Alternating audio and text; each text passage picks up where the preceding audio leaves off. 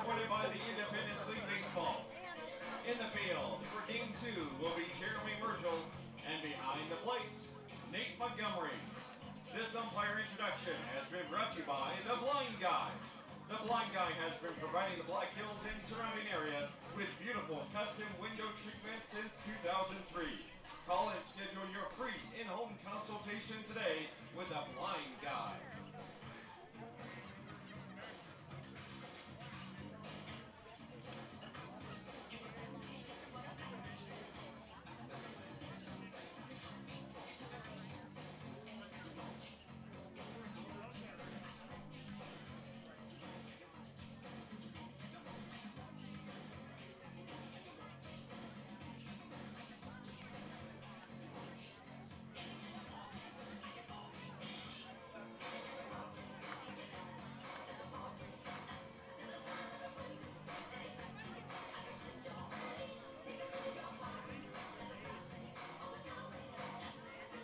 Second game of our doubleheader will be same as the first, hopefully different score, 7-inning contest.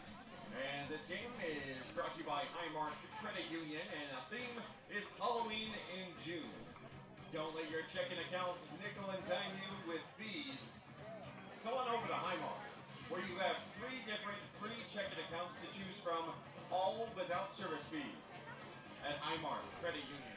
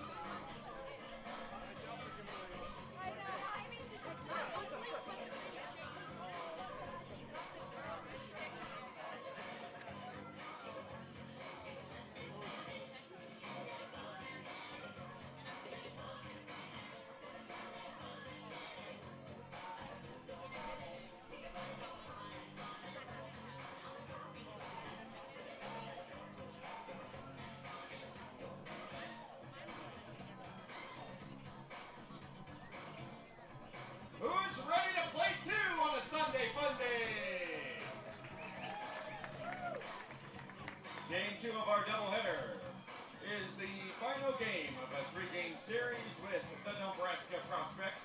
It's Halloween in June night, presented by Highmark Federal Credit Union. And the starting lineup for the visitors, the Nebraska Prospects. Coming in with a record of 7-3 on the season.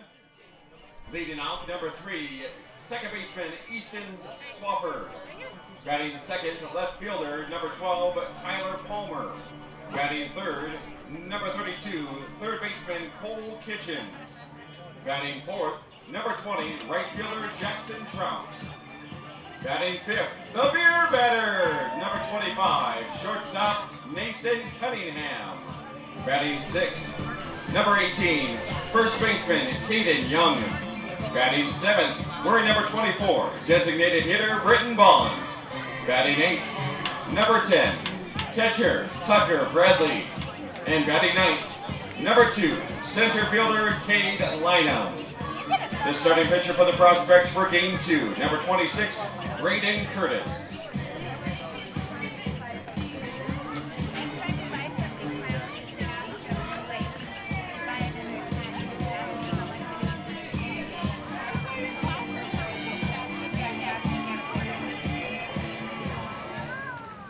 And here's your starting lineup for the Spearfish Sasquatch.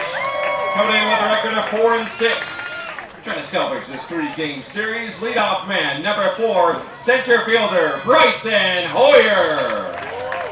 Batting second, number 24, second baseman Ryan Bachmann. Batting third, number 9, shortstop Luigi Reyes.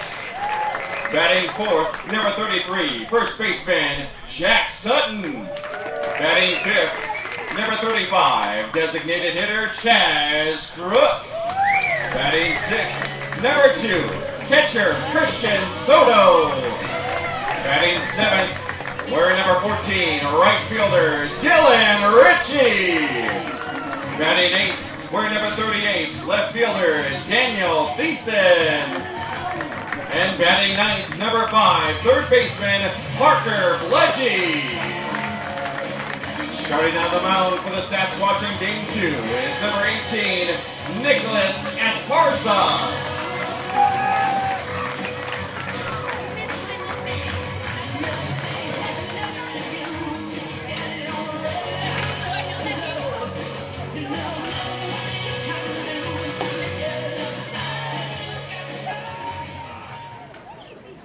Fans, we ask that you please stand and remove your caps as our national anthem this afternoon will be sung by Zeiss.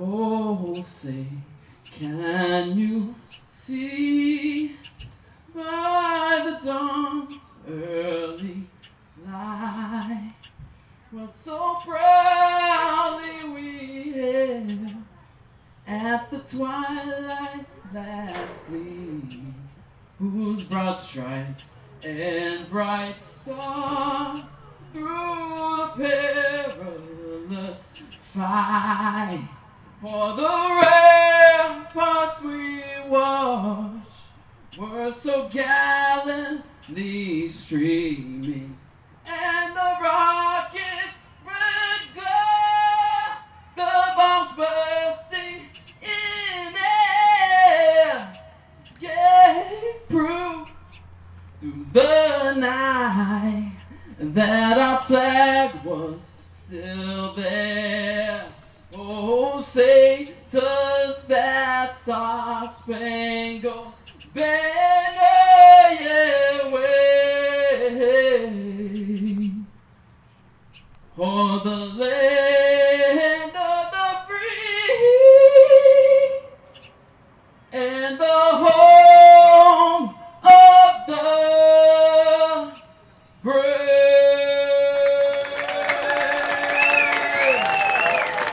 Thank you, Zeiss. Thank you.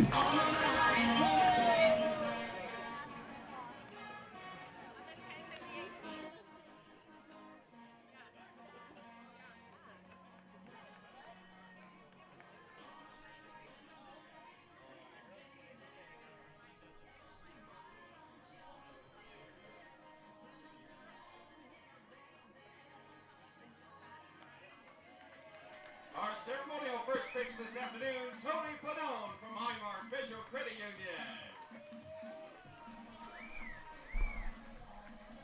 Long time no see, folks. Welcome back to Black Hills Energy Stadium. A mere 30 minutes after the conclusion of Game 1, the Sasquatch come back out for Game 2, looking to avoid the sweep and at least get one win in this 3-game set against the Prospects. Looking for the second win of the homestand. It's been a tough one for this Sasquatch team. A little bit of unluckiness, a little bit of everything has gone wrong. Some pitchers missing spots, some defensive mistakes that have just been costly and led to errors and led to more runs coming across. Not hitting with runners in scoring position. It's not been the best home series for the Sasquatch, but that can all change if they can get a win right here and at least salvage this 3-game set against the Nebraska Prospects. On the mound for the Sasquatch here in Game 2 of the day on the Sunday doubleheader, it's Nick Esparza. He comes back. His first outing of the year got erased by a rain delay. 3 innings in Oahe, went 1, 2, 3, and all of them was spectacular. It got out. 3 innings, he was spectacular. Unfortunately, Mother Nature did not want him to go more, canceled the game, and now he finds himself his first true start in the Independence League in a Sasquatch uniform. Comes in front of a home crowd here at Black Hills Energy Stadium. For the Sasquatch defensively, a little bit of a shakeup since the Game 1 lineup behind the dish. He played third base last game. He's going to go behind the plate today to catch for Nick Esparza. He was catching in Game 3 in Oahe for Esparza, so you got to think it's just Just those two like each other kind of thing. Catcher and pitchers have their kind of preferences. Maybe Esparza prefers Soto. They've learned each other's pitches. They've thrown to each other before, so he's going to be behind the dish for Nick Esparza today. Going through the infield on the hot corner, manning third base. Parker Bledgy returns to his spot right there. Luis Reyes caught game one. He returns to the natural shortstop position we see him at, and we love to have him at. Ryan Bachmann mans second base to complete that middle infield duo, possibly the best middle infield duo defensively in the entire Independence League. I know I'd vouch for it. I know a lot of people who would, and they've lived up to it so far. Manning first base for the second game in a row. Jack Sutton, his first 2 games in a Sasquatch uniform. Game 2 of his Sasquatch career today. In this game 2, the doubleheader. Game 1 came earlier right here at Black Hills Energy Stadium. In the outfield, Bryson Hoyer in center field. As the center field outfield general, he mans center field. In the corners, Daniel Thiessen did not play game 1. He goes to left. And Dylan Ritchie mans right field. He will also be batting 7th. Esparza, here's the first pitch of the ball game. It's delivered for a strike on the outer third to Easton Swafford, manning second base and leading off once again. We saw him do so in game 1 of this series. He went 1 for 5. Big swing and a miss on that one on the outer third again. Really commanding the outside of the strike zone, up 0-2 early on. The umpires for today behind home plate will be Nate Montgomery, the umpire for game 1 behind the dish. Big swing and a miss, 3 pitches, 3 swings and misses for Esparza right away. It's a forwards. Kayla, first strikeout of the game, comes within 3 pitches. Now batting for the prospects, number 12, left fielder Tyler Palmer. Tyler Palmer steps up to the plate. The left fielder sliding in the 2 spot. He led off in game 1 earlier today, and he was spectacular. Got a single and scored 2 singles and 2 walks. Scored 3 times. Was 3 for 4. 1-0 count now from Esparza. That one's lifted into left field. Going over is Thiessen. He'll take 2 steps over to his left. He'll make the catch. A fly out to left field, and there's quickly 2 away.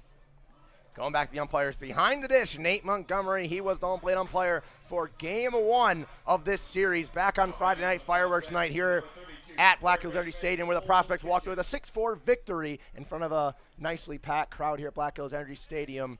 They gave them something to not cheer about as they took all the joy away from the Sasquatch, who had a 2-run lead going into the 7th.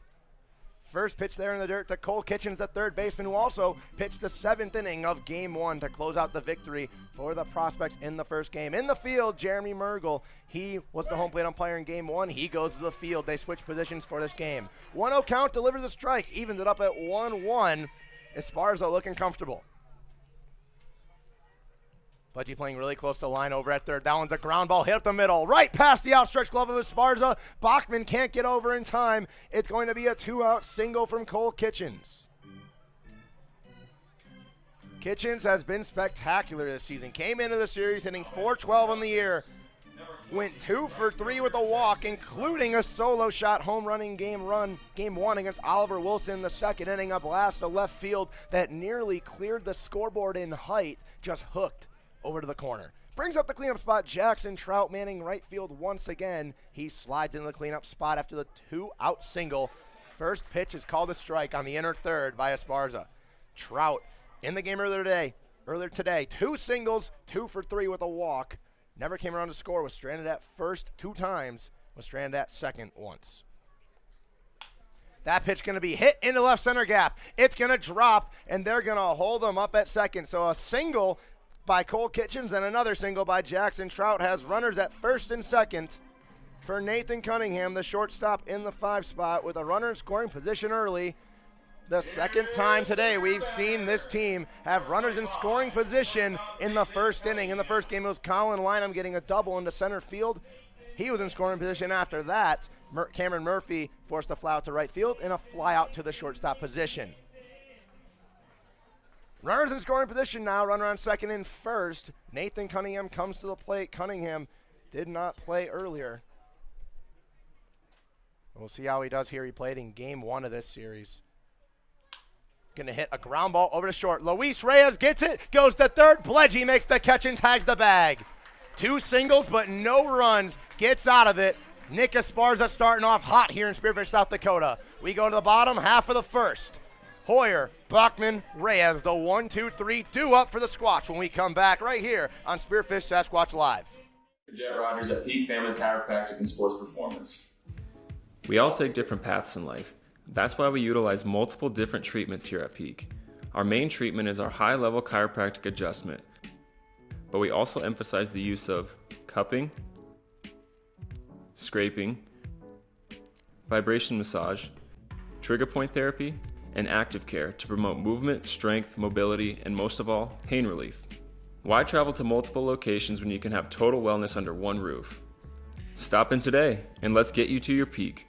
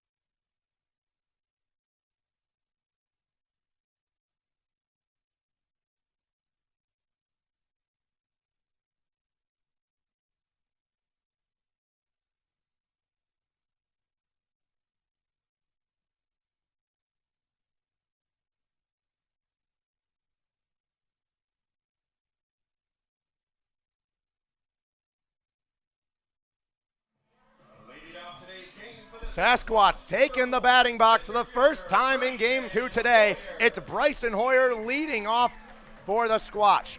On the mound for the Prospects, it's Braden Curtis, the freshman from Nebraska, Omaha. One appearance on the year, pitched 1 2/3 innings of shutout baseball with 2 strikeouts and a walk, getting his first start of the summer here for the Prospects in Game 2 following a Game 1 victory. That ball low to Hoyer. He gets ahead 1-0. Talking amongst ourselves up in the press box for this game, we learned Nate Montgomery was going to be behind the dish for the second game. If you remember Friday, that lower outer third is something that he loved to call, so we'll have to see if potentially the Sasquatch or the Prospects coaching staff can remember that exact spot being called a lot. And we'll have to see if maybe they tell their pitchers to try to go there a lot. 2-0 count to Bryson Hoyer leading off. Had a bit of a rough Game 1 to start, but settled in. Breaking ball finds the zone for strike 1. Hoyer started out 0 for 2, but then went back-to-back singles and stole a base as well, so ended his day 2 for 4. That one on the inner third gets the call. Hoyer didn't love it, but nonetheless it goes even at 2-2. Hoyer, one of the best bats on the Sasquatch team. Came into the series hitting .350, and since then that has just gone up. Jammed him on that one. Didn't love the breaking ball pitch right there on the inside, but had to swing at it. That's the same exact spot as the pitch before that was called for strike 2. Didn't want to get rung up looking to start the ball game. Job as a leadoff hitter. At least get some momentum going, and going down looking is not doing that, but going down swinging isn't doing it either. Nasty breaking ball. Gets him going. Braden Curtis, what a pitch.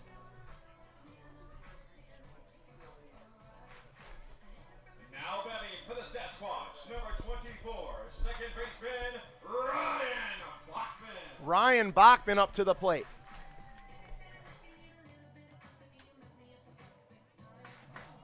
Ryan Bachmann up to the plate now in the 2 spot where he's been all series. Last game, 1 for 2 with 2 walks. Came around to score on his walk. First pitch breaking ball finds the zone. It's going to be called for strike 1 on Bachmann.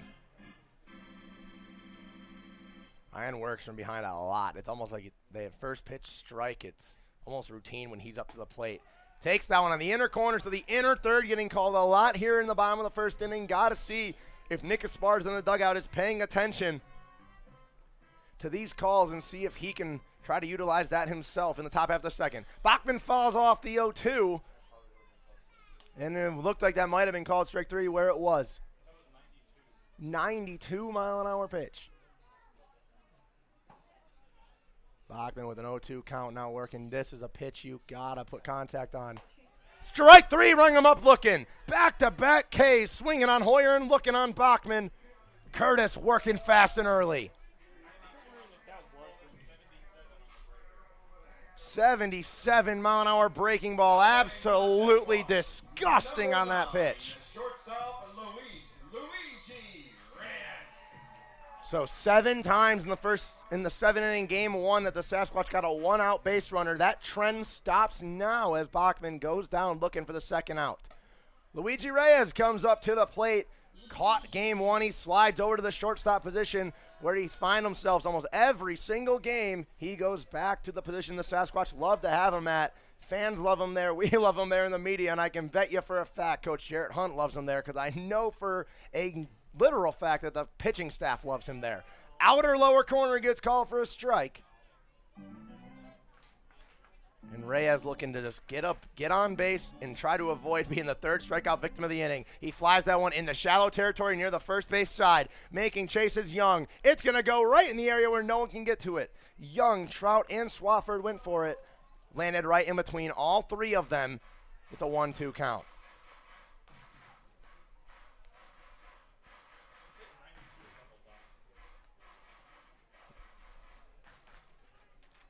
A lot of velo coming from Braden Curtis already. We'll have to see what he brings here in the 1-2. Reyes just swings and puts the bat on it. Didn't love the pitch. It was a breaking ball. He stays alive to see another one. The breaking ball has made 2 batters look silly already with 2 strikes. Bryson Hoyer striking out, swinging, and then Ryan Bachmann just frozen. Big swing and a miss on the upstairs heater. Swinging, looking, swinging. Braden Curtis, 1-2-3 with 3 Ks, puts the Sasquatch down in order. We go to the second. 0-0 is your score, same as game one, right here on Spearfish Sasquatch Live.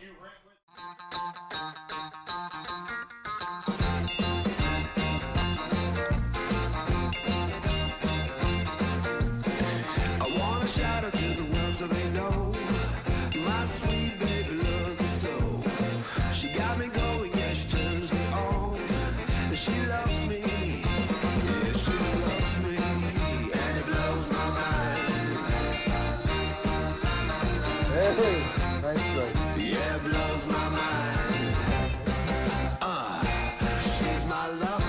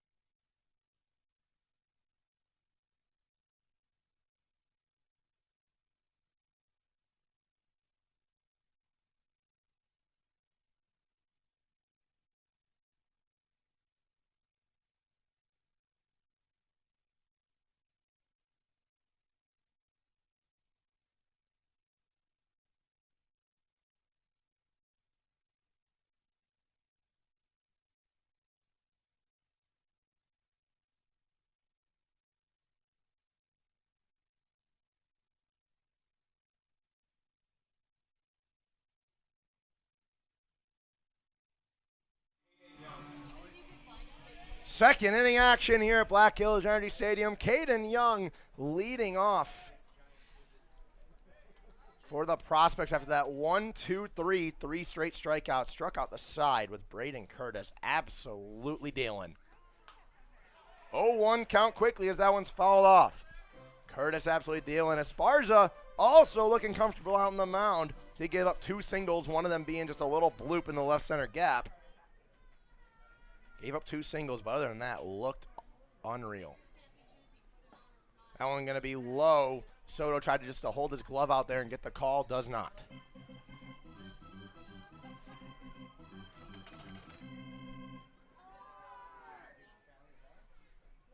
That one low and in, gets called for ball 2, so Esparza falls behind Caden Young, the first baseman. 6, 7, 8 due up for the prospects. It's Caden Young, Britton Bond, who's DHing, sliding in to the 7 spot, and Tucker Bradley, the catcher, in the 8. Outside, checked his swing, didn't go, left it off. It's a 3-1 count to the leadoff hitter. A leadoff base runner is not what you want for a pitcher at all. So right now, if you're Esparza, just throw a competitive fastball with a 3-1. Trust your defense behind you. Here's a 3-1. Upstairs, he walked him. Caden Young takes his base, and Britton Bond comes up to the plate. Playing DH today.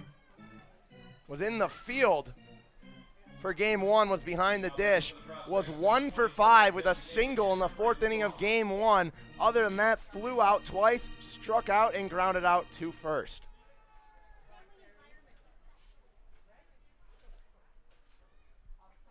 Esparza with the runner on first. Now we'll see how he pitches out of the stretch on this inning. Ground ball chopped over to third and foul. Bond with that open stance, so I think we might see Esparza try to put some low and away sliders maybe to get him to chase. Sometimes you have that open stance. You see things that are low and away and they just seem like they're going to break more. They seem like they're going to stay more middle. You can sometimes get a hitter fooled like that. Checks over, a beautiful tag from Sutton. A nice move from Esparza. Young gets back, but might see Esparza get someone. He has one of the better pickoff moves on this team and potentially one of the better moves in the ILB. That one up high. Soto pops up at the 1-1 count. Tucker Bradley, the catcher, stands on deck. The 9-hole hitter, Cade Lynham, manning center field. He stands in the hole if needed. The 1-1 pitch from Esparza is grounded weakly over to third. Pledgey's going to make the play before it goes into foul territory and get the runner at first. Young advances to second, but the first out of the inning as Parker Pledgey rushes a ground ball. Might have gone foul, but he lives just to get the out. And that's why having Parker Pledgey at third is so valuable. Now batting for the prospects, number 10, the catcher. At the hot corner, he's a glove that you can trust as a head coach. So insanely valuable, especially on the defensive side of the ball. But now runner in scoring position for Tucker Bradley, the catcher.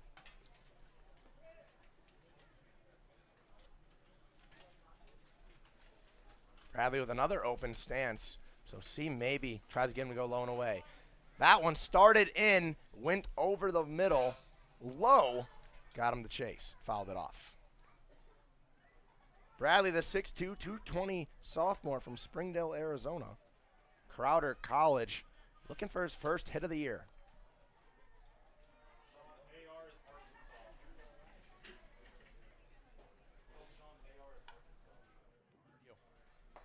That one low and away, and he got the call. That lower outer third has been unreal. Excuse me, read it wrong. Springdale, Arkansas. Tucker Bradley's hometown. A little dyslexia up here in the booth. 0-2 count quickly to the 8 spot, and the catcher for the prospects in a big spot with a runner in scoring position and 1 away. 0-2 pitch from Esparza. You have a couple pitches to play with. Maybe try to get him to chase something in the dirt. Don't want to give him anything to hit on an 0-2 count. Hit him. Tried to go high and up, and it just slipped away. It's going to be a 2-strike hit by pitch for Tucker Bradley, and it's going to bring up the 9-hole hitter, Cade Lynham, with runners on first and second, 1 away. Looked like he just tried to get him off balance. He gave him a low and away pitch, tried to freeze him upstairs and in, got away from him, gave him a free base.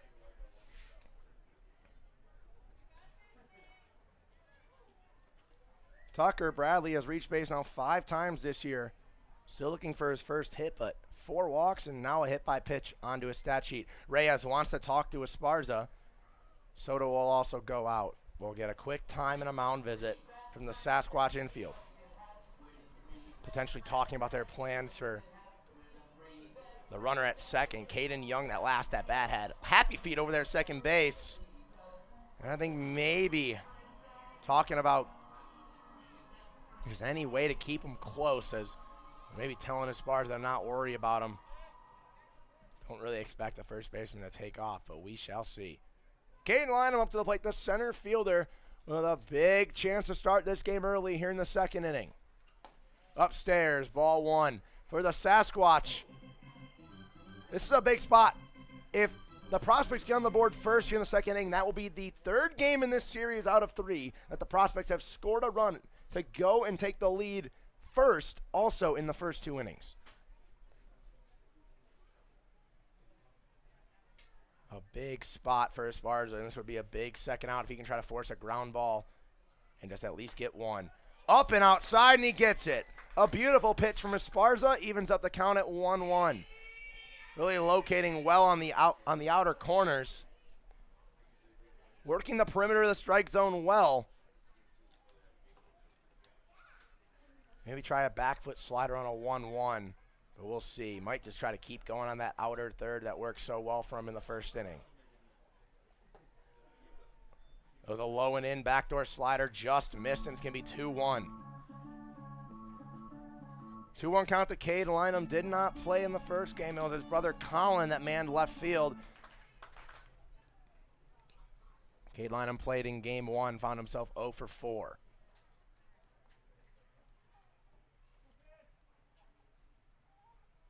Esparza checks the runner at second. Reyes backs off. Here's the pitch. That one outside.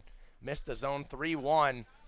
3-1 count. 2 men on. Just really need to throw a competitive pitch here. Avoid walking the bases loaded. Keep yourself out of any unnecessary trouble.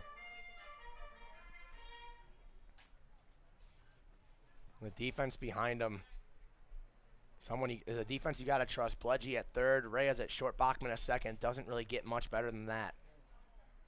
You can just create weak contact. He's going to step off, scare Young. He's going to dive frantically back to the bag.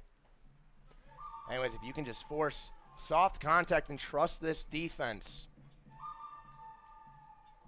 the Sasquatch infield has been there all year. They've had some up and downs, but they've been there. Big swing and a miss. Runs the count full. A big full count coming up for Nick Esparza against Cade Lynham, the top of the order, and Easton Swafford standing on deck. Swafford struck out swinging to start the game. And we'll have to see what goes on. Full count. Here's the payoff pitch from Esparza, looking to get a big second out of the inning.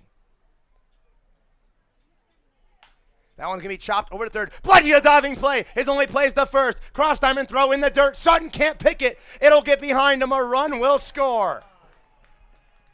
A weak ground ball. Pledgey dives and make the play, but now a run scores. Caden Young scores all the way from second base. Tucker Bradley goes to third. Cade Lynham stands on first, and it's a 1-0 lead early for the third time this series for the Prospects.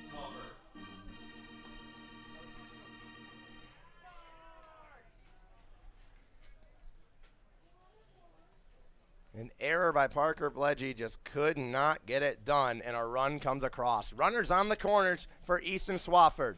He's going to sky that one foul back towards the press box. It gets out. It's 0-1. Swafford struck out swinging in his first plate appearance.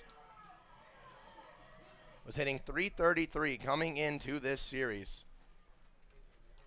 Through 31 at-bats, so started off hot. He's been a little bit quiet versus the Sasquatch. But a big spot with a chance to double the lead. Inside, got the call. It's 0-2. That inner third and that lower outer third has been absolutely unreal. There is an arm getting loose in the bullpen for the Sasquatch. Can't make out a number yet, but we'll have to see who that is through the break. For now, Coach Jared Hunt looking for Esparza to get out of it. That one's going to be lifted in the right center gap. Dylan Ritchie making chase. It's going to drop. It's going to score 1. It's going to be a double. They're going to send the runner around from third. Ritchie's throw to Bachmann, and they hold him up.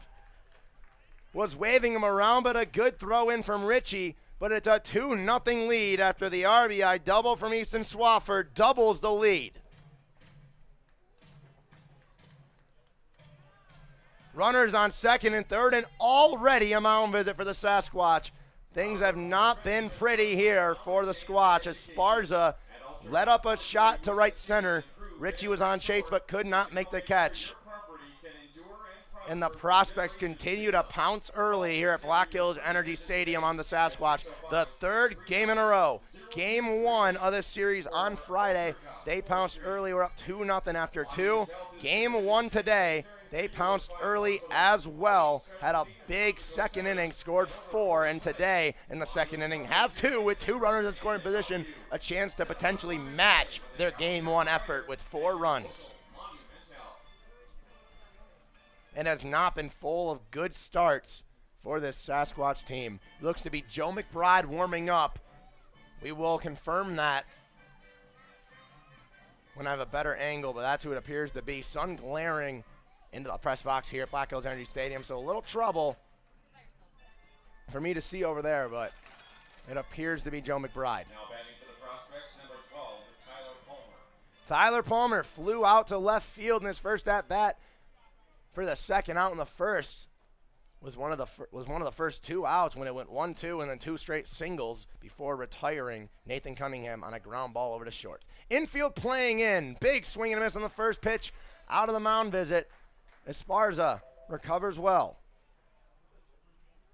We'll see if Esparza can really recover well. This is a spot where limitations, minimize damage. With the infield playing in, they're thinking if the runner, Cade Lynham, takes off from third, they're going to try to gun him at home. That one's low, left off for a ball. Count goes even at 1-1. Palmer in game 1 today had 2 singles and 2 walks, struck out in his first at-bat, but then recovered well. After the first at-bat, went 2 for 2 with 2 walks. So we'll see after getting out in the first inning in his first at-bat what he does here through the rest of the game. 1-1 pitch to Palmer. Low and away, called for strike 2. Seems that low and away and that inner third are just going to get called all night. So we'll see if Esparza and then if Braden Curtis for the prospects is paying attention and see if they attack that spot all night. Nonetheless, a 1-2 count from Esparza. This would be a big out to get Palmer for the second out. Just make it so a ground ball can get the guy at first and end the inning. Upstairs, he left it off with the letters. Count goes even at 2-2. Prospects working up the pitch count early for Esparza. 34 pitches already in this one. Only 1 1/3 through. 2 runs scored already.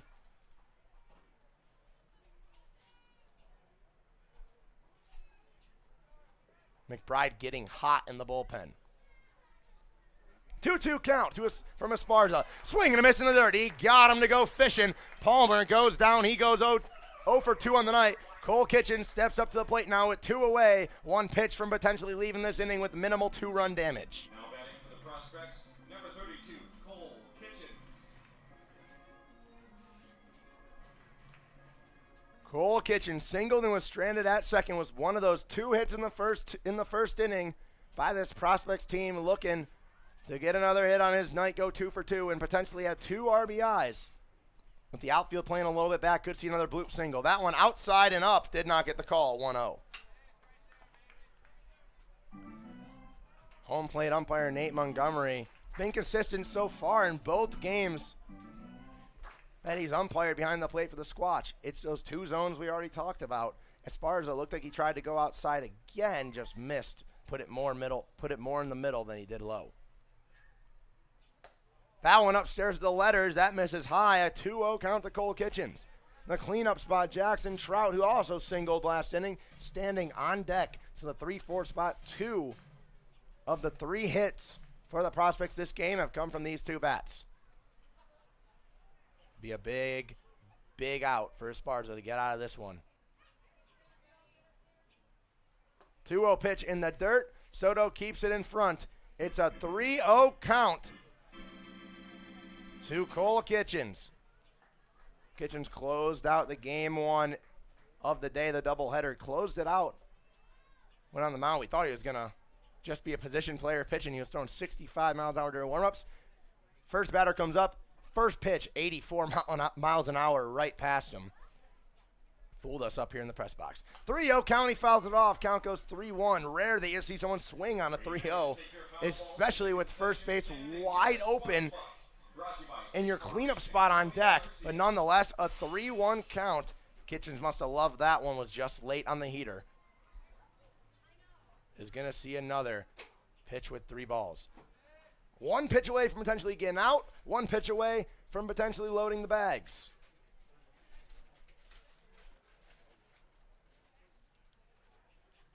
That one inside, didn't get the call. The spot that's been getting called all night. Cole Kitchens sells it a little bit, moves back. Looked like it could have been called. It's not. He'll reach for the second time today. Bases are juiced for Jackson Trout, the right fielder. Number 20, Jackson Trout. Going to be interesting to see what's going to be the result of this one. Bases are loaded. 2 away for Jackson Trout. 1 for 1 already. Singled in the first inning. He's up here in the second. McBride still getting hot. He looks like he's kind of starting to slow down a little bit. We'll have to see if Esparza can't get out of this situation, if they turn to McBride already. First pitch breaking ball finds the zone. Count goes 0-1. This prospects team been giving the Sasquatch a lot of trouble early on in games. Just have not been able to get strong starts. Falling down 2-0 in game 1. 1 run on the top of the first, 1 run on the top of the second. They recovered in the bottom of the third, but then their bats went silent, and then earlier today, 4 runs in 1 inning early on in the game. Just killed any momentum they could have had. Slider misses outside, and the crowd here at Black Hills Energy Stadium is already fed up with Nate Montgomery.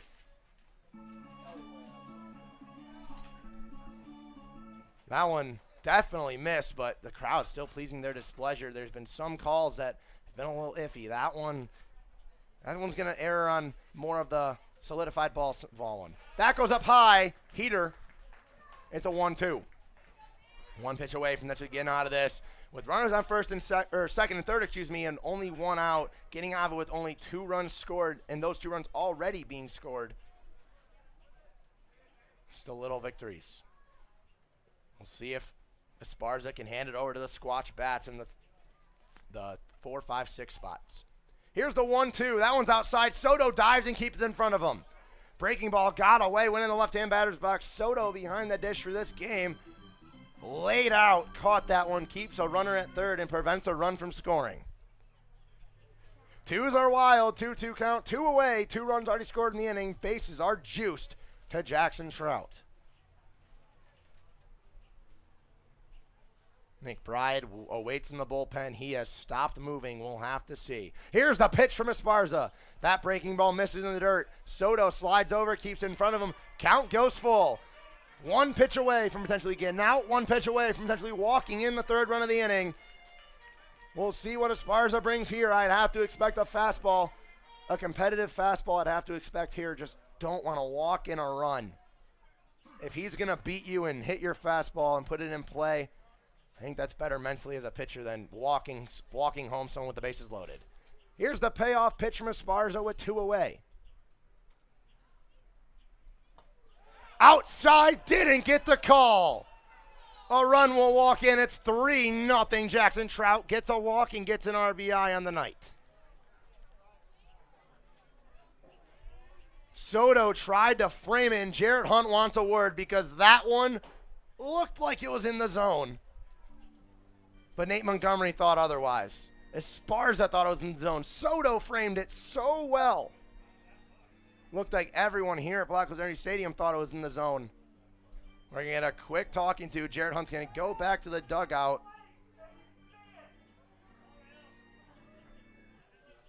But man, oh man, I'd love to see the view that you guys saw, because from my view up here, it looked like that was in the strike zone, rung him up, looking. End of the inning. Sasquatch down 2 after 1.5 innings. But nonetheless, it's a 3-run ball game. Bases remain juiced. Brings up the 5 spot. Nathan Cunningham grounded out to short to end the first inning with runners on first and second. Grounded to Reyes. He got the force out at third. Big swing and miss on the first pitch. Tried to attack Esparza right away. Blows by him, and it's an 0-1 count. Caden Young, the leadoff hitter this inning, who walked the lead off the inning, came around to score the first run of the ball game. He stands on deck, one batter away from hitting around this inning for the Prospects. That one up high. Soto jumps up, keeps in front. 1-1. They hit around 2 times last game. Each of those innings, they scored 4. And if they were to hit around here, it would have to mean the 4th run comes across the board. 1-1 count from Esparza. Checks his swing. That one found the zone. Nice breaking ball. Gets a second strike and a 1-2 count. That lower third, it's the lower part of the plate that home plate umpire Nate Montgomery loves to call, especially if it's outside. 1-2 count from Esparza, looking to get out of this one. That one misses high and away. 2s go wild once again. 2-2 count with 2 away for the second time. Last time we saw this, last at-bat with Jackson Trout, he managed the full count and then managed a very close and borderline, arguably questionable call to walk the first. Big swing and a miss in the dirt. They're going to say foul, tipped it into Soto. Didn't look like he got a piece, but Soto felt the odd end of that one. That one always hurts. Catchers are insane, man. Getting a little reminiscence of Davis Carr right now, who, if you Squatch fans remember last year in one game, took 3 pitches in a row, fouled into a part of the body you do not want to be hit. Nonetheless, we'll go 2-2 with 2 away once again. Bases remain juiced. Esparza needs to locate something well right here. Got a pitch to play with, but I don't think you want to even take the risk of making this count run full again. Here's the pitch from Esparza. Upstairs at the letters, rung him up looking to end the inning. 3 come across in the top of the second. 3 hits, 3 runs in this game so far for the Prospects. They pounce early once again. It's 3-0 heading in the bottom of the second. Sutton, Crook, Soto when we come back. New games every month at the Lodge. We are constantly updating our gaming floor with the latest fun games to keep our guests entertained with new games every month. For the freshest selection of slot machines in town, make the Lodge at Deadwood your gaming destination. The locals' choice for gaming excitement with the newest games is the Lodge at Deadwood Gaming Resort.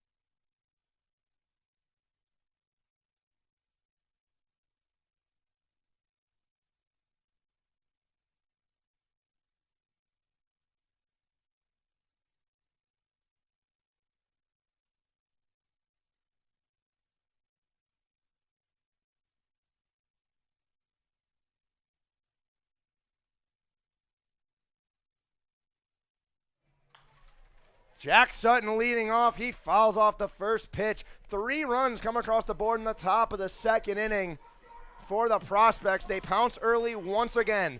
The 3rd time in this series they have taken a lead within the first 2 innings. Breaking ball finds the inside of the zone. Sutton goes down 0-2. In the first inning, Braden Curtis was spectacular. Struck out Bryson Hoyer swinging. Struck out Ryan Bachmann looking. Strike out Luis Reyes swinging. That one low and in the dirt. It's a 1-2 count out of the Sasquatch first baseman and cleanup hitter. Back in the top half, Caden Young walked to open it up. A ground ball to third advanced him. That one misses high.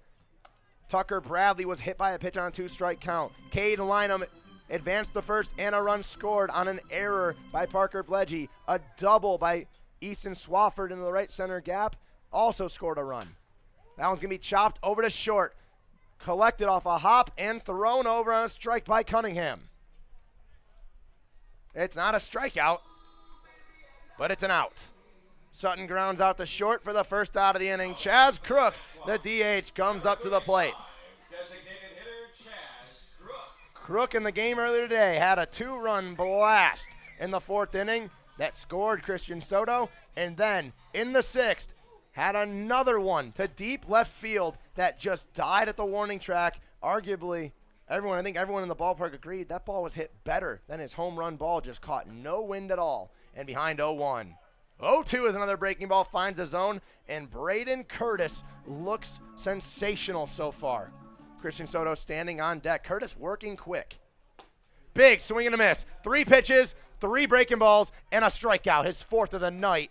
Braden Curtis is solidifying his name tonight, telling the Sasquatch that he is arrived here in Spearfish. His first start of the year, and he is not letting head coach Trevor Varley have any reason not to give him any more so far. 5 outs in a row, 4 of them strikeouts. Christian Soto comes to the plate. He's catching and batting 6th today for the Squatch. First pitch he gets out of the way, it's going to be ball 1. Soto went 1 for 4, reached on a fielder's choice in his first plate appearance in the 2nd. That one high and up and missed. 2-0 count.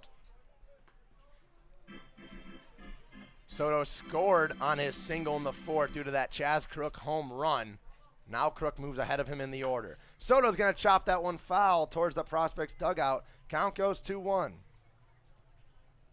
That pitch was inside, but, I mean, with the way this game has been called so far, you cannot take almost anything inside unless you physically have to move or you're going to get hit. Breaking ball finds the zone. His breaking ball has been absolutely beautiful this inning. My goodness, he rung up Chaz Crook on 3 straight breaking balls, and that one was pretty right there. And he rings up Soto on another one. 5 strikeouts through 3 innings. 1-2-3, 1-2-3 for Braden Curtis, and his squad leads 3-0 after 2 innings of play here at Black Hills Energy Stadium. Knee replacement? With the area's only ROSA robot, Monument Health offers a more personalized and precise procedure, customized for your anatomy. Get going with Monument Health, your partner for advanced orthopedic care.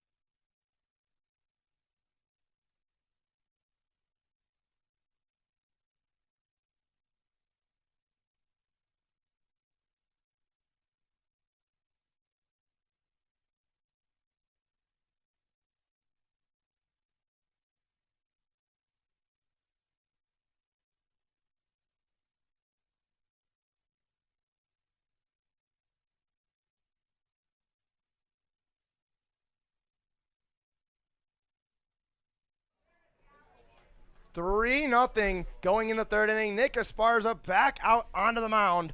He delivers a breaking ball. Beautiful. And can't believe he missed. He's having a conversation on the mound. Home plate umpire Nate Montgomery, and oh my goodness, I can't believe that one missed. Nonetheless, it's a 1-0 count to the leadoff hitter. It's Caden Young once again who walked the lead off the offensive barrage that was the second inning. That pitch low and in. Young checks his swing, leaves it off at the 2-0 count. The Sasquatch offense, I can't tell if it's them or Braden Curtis, but Braden Curtis in his breaking ball has been absolutely dealing. He has 5 strikeouts, 4 swinging, 1 looking. That pitch low, didn't get the call, and Soto turns around. He can't believe it. He rips it back to the mound. Esparza just shakes his head.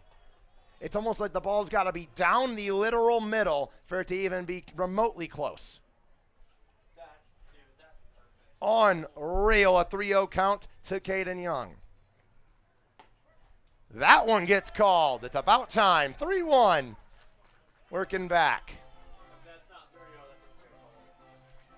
So 3 strikes already in this count.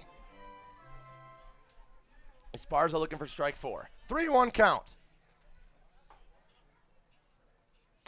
That one outside. Got him. Count goes full. Full count after a 3-0. Caden Young didn't like that call. Maybe now he knows how Esparza felt on 2 of the first 3. Back to an even count. Full count here. Payoff pitch from Esparza. That one's low in the dirt. Young will walk for the second time in 2 innings. Last time he walked a leadoff an inning was in the second, and we saw 3 runs come across the board. Have to see what happens here. 7, 8, 9 now for the Prospects. Britton Bond up to the plate. He grounded out to third. Parker Bledgy elected to get him. Couldn't get the lead runner or try to turn 2. He elected just to get 1. And that was the only out the Sasquatch would get in that inning, and he hits him. Bond is nailed in the upper shoulder. He'll take his base. The second Prospects batter to be hit today. Young goes to second.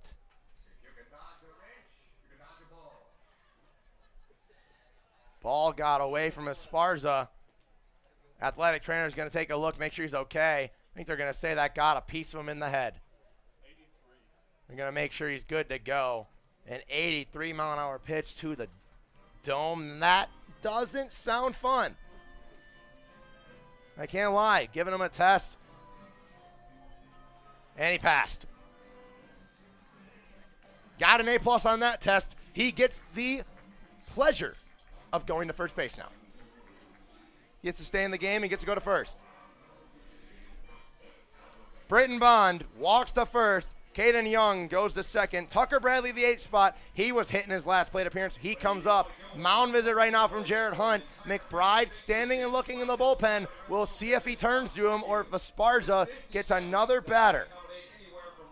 I'd have to imagine, even if Esparza gets another batter, it's going to be a pretty tight leash. Doesn't look like his night is done. And it's not. Esparza stays on the mound. A quick mound visit from the infield. A lot of fist bumps given. We'll have to see what the message was there and see how he responds after walking Caden Young and then hitting Britton Bond on the next pitch. 8, 9 in the top of the order up. Tucker Bradley followed by Cade Lynham and Easton Swafford if needed. The leadoff hitter standing in the hole. He's already 1 for 2 with a double on his night. He potentially could bat for the 3rd time this inning if Esparza can't get out of this. Infield playing in, Sutton at first playing on the grass. Maybe expecting a squeeze bunt play. But the last time this team had a squeeze bunt play, it was down the third base line and there was no out. It was a bunt single that loaded the bases against David Chase. Here's the first pitch of the AB to Bradley. He's going to take a rip. Fouls it off. It's an 0-1. Crowd trying to get into it here at Black Hills Energy Stadium. Maybe get this team going. The dugout just looks quiet. I know I'm not down in the dugout like I was in Hawaii, but it feels like just a different vibe down there than it was all weekend in Pierre, South Dakota, where the guys were just having fun, and it was showing on the scoreboard. Here's the 0-1 pitch. That one low. Soto picks it up. It's a 1-1. Tucker Bradley was hit on a 1-2 count in his last AB. That's really what kind of started the crumble of the Sasquatch in the second. Anytime you hit a batter with 2 strikes, not a very fun moment or very exciting moment. Kind of can kill a lot of momentum. That pitch inside doesn't get the call. Tucker Bradley moved out of the way, but it still looked like it could have caught the corner, and that's that got called the entire first inning, but doesn't right there. 2-1 count to Bradley. Conservative lead at second from Young. That breaking ball low. It's a 3-1 count, 1 pitch away from potentially walking the bases loaded. Cade Lynham reached on an error. That was when the first run scored. It was a ground ball over to Parker Bledgy. The throw was low to Jack Sutton at first. Couldn't pick it. Got behind him. A run scored. That's what was the first run of the offensive barrage. Here's the 3-1 pitch. Big swing and a miss. Count goes full. Looking for a big first out from Nick Esparza. He's got a full count and 1 pitch away from doing so.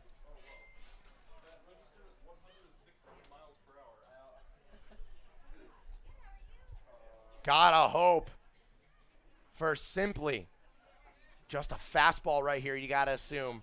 Try to go right by him. We'll see what he pulls out on the full count. Nick Esparza, here's the pitch. It's a fastball. It's fouled down the first base line and into the bullpen. Caught by Joe McBride in the bullpen.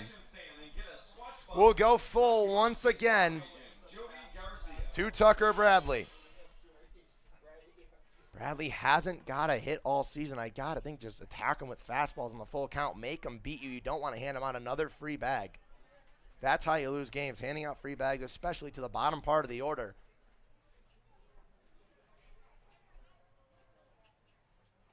3-2 count once again from Esparza. High and in, he walked him. Tucker Bradley gets on base once again. He's been hit, and he almost got hit right there, but he'll walk on a full count pitch up and in. And the bases are juiced. No outs. Jared Hunt going to come out, and that will do it for Nick Esparza on the night. Not a lot of help from the umpire behind the plate. A pretty tight and unorthodox moving strike zone at that point, but Esparza's night is done. Bases juiced here in the top of the third. No outs. Squatch going to the bullpen. We'll see if Joe McBride can come out and minimize the damage when we come back right here on Spearfish Sasquatch Live.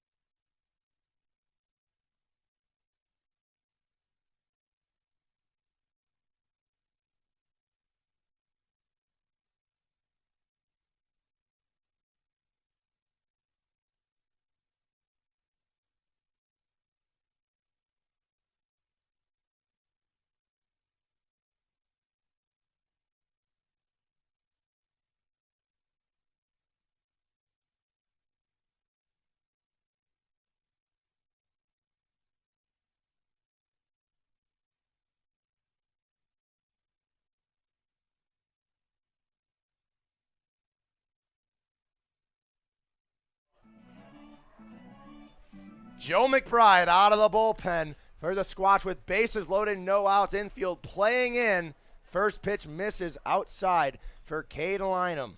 The 9-hole hitter comes up to the plate. The top of the order set to roll over for the third time this game here in the third inning.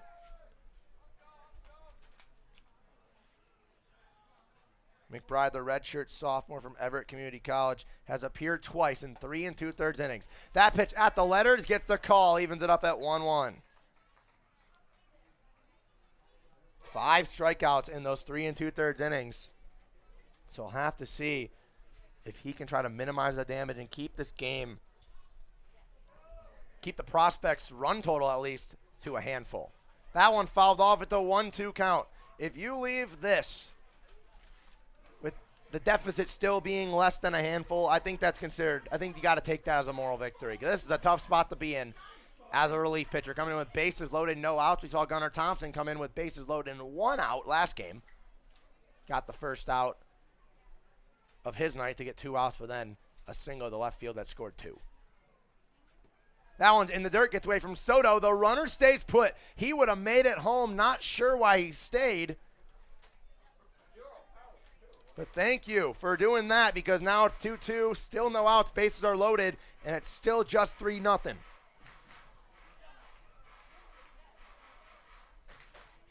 Christian Soto was slow to get to that ball, too. Looked like kind of easily got there.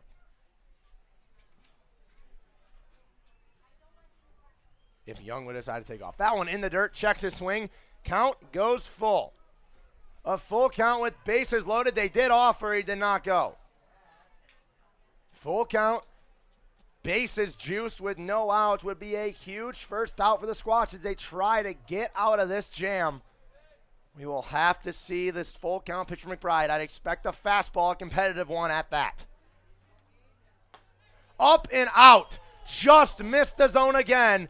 Another bases loaded walk for the Sasquatch. Walks home Caden Young. Bases remain loaded. It's an RBI walk for Cade Lynham. Unreal. Now heading to the prospects. Second baseman, Easton Swafford. Easton Swafford for the 3rd time tonight. He comes up to the plate. He struck out to start the game and then doubled in the second. Now he comes up bases loaded, infield playing in once again. That one outside, it's a 1-0 count.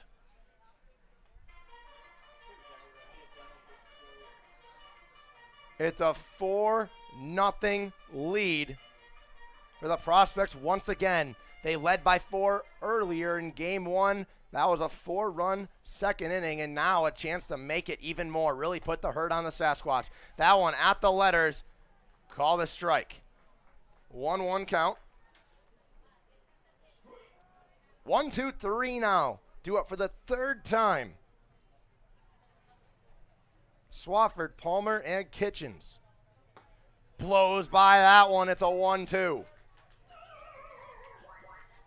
Once again, would be a huge first out. Infield could return to their normal depths, and we could just see normal defensive alignment. But right now, the infield in, you can just put something over their head, scoring 2 easily, as the outfield playing fairly back with the wind.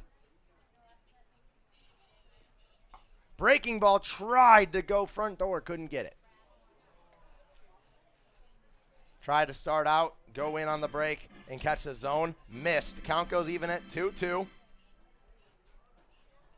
It's a long time for pitcher Braden Curtis to sit between innings, but I don't think he's going to complain when his offense has situations like this. That one's a ground ball past the glove of Ryan Bachmann. It's going to score 1. They send the runner around. It's a 2 RBI single for Easton Swafford, and this game is blown out of proportion already. 6-0 here in the 3rd. Unreal. Now batting for the prospects, left fielder, Tyler Palmer. Tyler Palmer comes up the plate. He's 0 for 2, looking for his first hit of the night. The Squatch are struggling right now. There's more movement in the bullpen. I believe that's Levi Graham.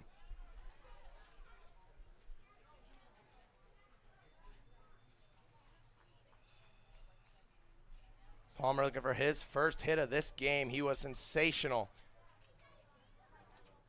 in game 1. after striking out the start. Soto keeps that one up all the way in the left-hand batter's box for ball 1.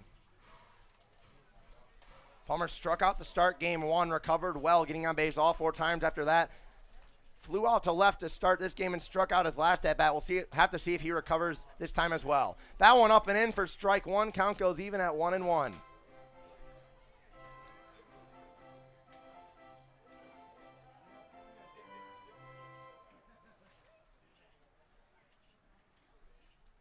That one chopped weakly up to third. McBride rushes in, doesn't make the throw to first. It's going to be a single. He goes to Bledgy. The runner tripped, and he's safe. It's going to be an infield single for Tyler Palmer, and the bases are loaded with no outs again. Now batting for the Prospects, third baseman, Cole Kitchens. Unreal. Just weakly chopped it, got a hold of that one. And he stands on base with a single. Bases are loaded for Cole Kitchens, who has a single and a walk. Been stranded at second both times through the first and second inning, but now comes up with the bases juiced. He calls time at the plate.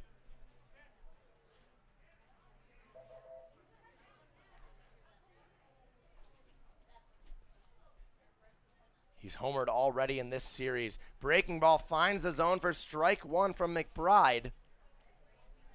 He gets ahead on the first hitter. He's got ahead of all inning. 7th batter of the inning. Every single batter has reached base. Fouled off, gets ahead 0-2. Looking for that crucial first out of the inning. Caden Young led off with a walk. Britton Bond was hit. Walked to Tucker Bradley. Walked to Cade Lynham. Single from Swafford and a single from Palmer.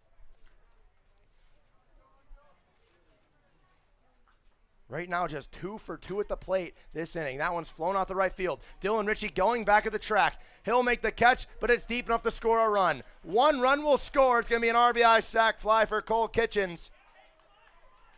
And it's a 7-0 game.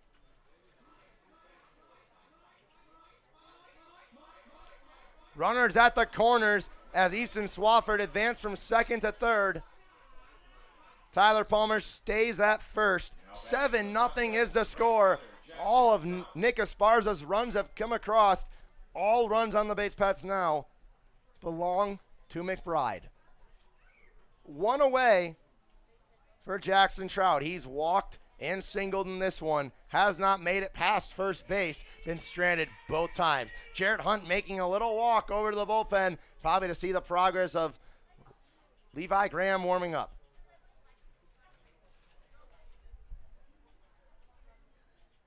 That one's going to be hit over to short. Reyes has a chance, bobbles it, gets the lead runner at second, but can't turn 2. They're pointing at Ryan Bachmann. He was ran into by Tyler Palmer. Lead runner is out, but Bachmann gets up gingerly. Jackson Trout reaches on a fielder's choice, but a run comes across. It's 8-0. Ouch. Has not been a pretty second and third inning for the Sasquatch. What we thought might be a pitcher's duel as Esparza started off strong. It doesn't seem like that now. Nathan Cunningham, the 9th batter of the inning. It's called ball 1. The Sasquatch haven't done anything to even warrant getting those close calls, and home plate umpire Nate Montgomery has not given them any. That one in the dirt, gets by Soto. Runner's going to go to scoring position. Tyler Palmer goes to second on a wild pitch. Excuse me, not Tyler Palmer. Jackson Trout's going to go to second on a wild pitch. So many base runners this inning, it's just hard to keep track. Every person but Cole Kitchens has gotten on base. And Cole Kitchens had a deep sac fly to right field.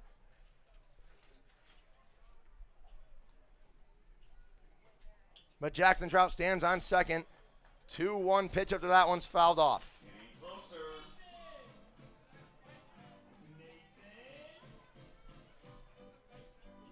Score sheet has been filled up by this Prospects team in both games. It's honestly astonishing looking at the difference between both teams' score sheets here in my scorebook between these two games. That one low and away. goes to the well to even it up 2-2. The zone that gets called every time. Didn't change right there. It's 2-2, one pitch away from ending the inning. Nathan Cunningham 0 for 2 on the night. Struck out looking in his last plate appearance against Nick Esparza. Swing and a miss. He struck out for the second time today. The 9th batter of the inning, and it finally ends. 5 runs come across the board. Only 5 hits in this game, but 8 runs for the Prospects, and they have blown this one away early. 3 innings into this 7-inning doubleheader, they lead 8-0. We're all going somewhere. Going higher, faster, farther. Going in new directions, to new places. At Monument Health, we keep going so you can keep going. We're dedicated to advanced orthopedic care with the latest innovations, technology, expertise, and treatment. So keep exploring, keep making memories, keep going with Monument Health as your partner. Learn more at monument.health/orthopedics.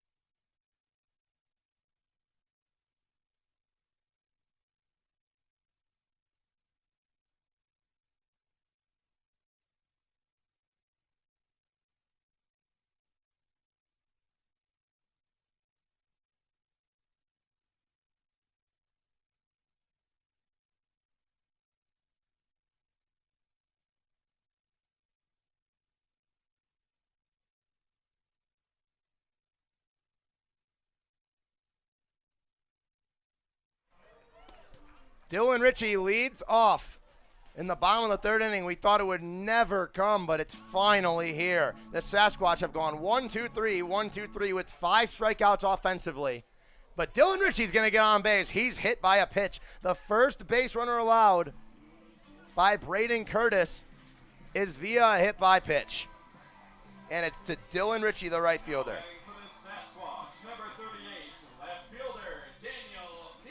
8-9 due up for the Squatch. Daniel Thiessen and Parker Bledgy stands on deck, top of the order if needed, ready to roll over. It's Bryson Hoyer. That one up and away to Daniel Thiessen for ball 1. You're just joining us and you missed the top of the 3rd inning. You probably saved yourself a little bit of sanity, as it was not fun here at Black Hills Energy Stadium. 9 batters and only 2 of them managed not to get on base. I'm not even sure how that's possible if you get 3 outs. But that's how it was. 1, Cole Kitchens did not reach on a sac fly. Nathan Cunningham struck out, and Jackson Trout technically reached base as he reached on a fielder's choice. The Sasquatch got the lead runner at second. Only 2 hits in the top of the 3rd inning. In that 5-run inning, it was just not good baseball, to say the least. 3 walks and a hit by pitch. That's what did it. But now the bottom. Got to race then, try to come back at the 2-0 count to Daniel Thiessen. He's going to swing on that one and line into left field. He's got a single. Ritchie's going to second. Maybe a little bit of a rally for the Sasquatch here. Can try to keep themselves in the game. They already dug themselves a pretty decently sized hole in this one, being down 8-0 in the bottom of the 3rd of a 7-inning game.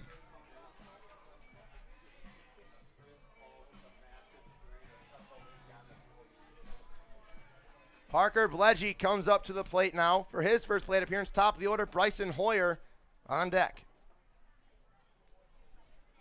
Curtis had to wait a long time between innings.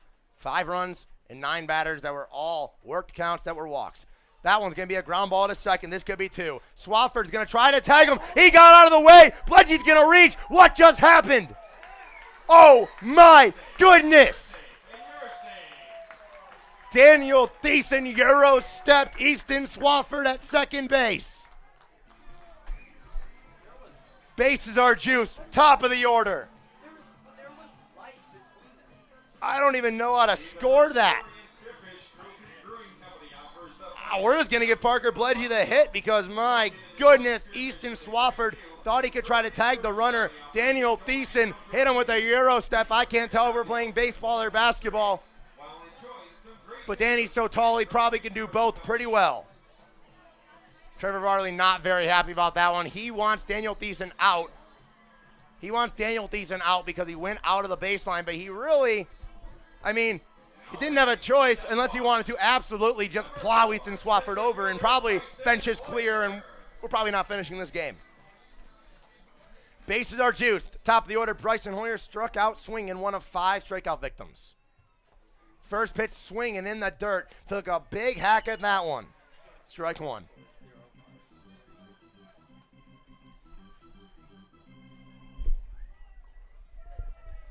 Bases are juiced. 0-1 count to Bryson Hoyer with 0 outs. Not sure how they got there with Daniel Thiessen putting on an acrobatic show as that slider low and away gets called for a strike. When in doubt, go to the well, and the well is a low and away. Really anything. 0-2 count to Bryson Hoyer with the bases juiced.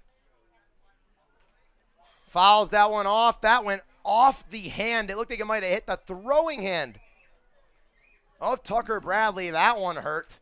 Hoyer's going to get to see another pitch. Bachmann standing on deck. Luis Reyes in the hole. Hopefully going to get a chance here.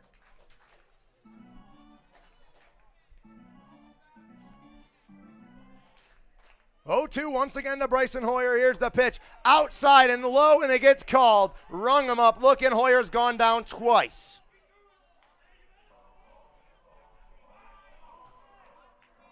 The crowd here is voicing their displeasure. Number 24, Ryan Bachmann. Hoyer went down looking at a low and away pitch. Something that gets called 99.9 out of 100 times. Ryan Bachmann comes to the plate. He went down looking on a nasty breaking ball for the second out of the first inning. There's another nasty breaking ball for the first strike. First baseman Caden Young playing in on the grass, maybe expecting a ground ball to first, and he might try to get the lead runner at home and keep the shutout intact for the prospects in the third.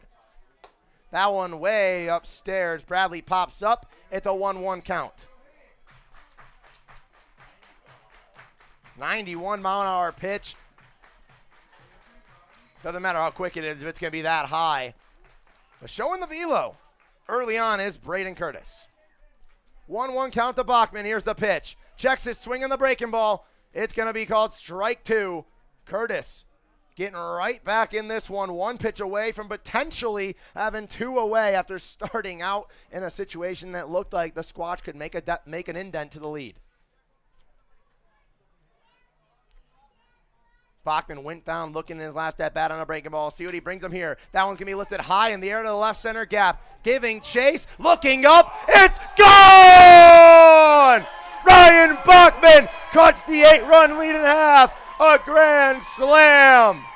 My goodness. He gave him a breaking ball. And Ryan Bachmann sends it to the stratosphere. Right back in it here in Spearfish, South Dakota. The crowd and dugout are in it. Life here in Spearfish, my goodness. And who else to do it but Ryan Bachmann.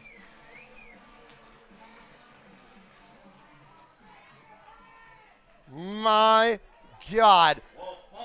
There's life for the Sasquatch. If they can just find some pitching to go by it, they can come back in this one. It's now a 4-run game. It was 8. It's 4 after 1 swing of the bat by the Sasquatch second baseman, Ryan Bachmann. Levi Graham still waiting in the bullpen. We're going to get a mound visit. They're going to have a talk with Curtis after that one. You can't, I don't care what, okay, quick little rant here for me on the stream. I don't care what level hitter you're facing. If you give someone 3 straight sliders in the same exact spot, by number 3, they are going to nail it every single time. And that's exactly what the freshman Curtis just did. He left a hitter with the caliber of Ryan Bachmann.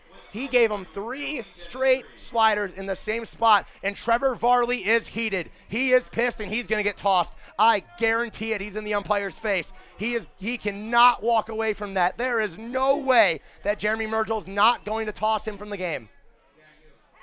He was in his face with the hand up to his chin. There is no way, if you're the field umpire, you don't toss the coach after seeing that. He's already been in your face once.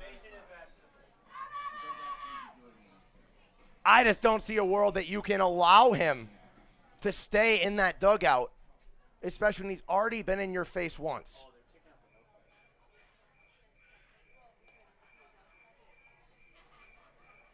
We're waiting here at Black Hills Energy Stadium.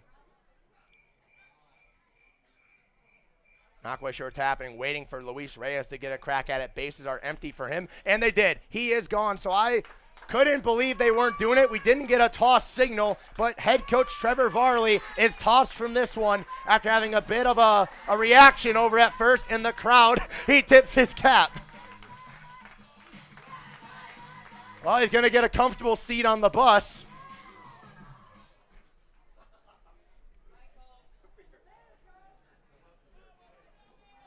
He gets to go to the air conditioning early. Fortunately, there's no shower, so can't drop the gets to hit the showers early line, but he gets some air conditioning. And he gets to go to the bus, watch the rest of the game, listening to my beautiful voice. Lucky him. Low and away slider for ball 1.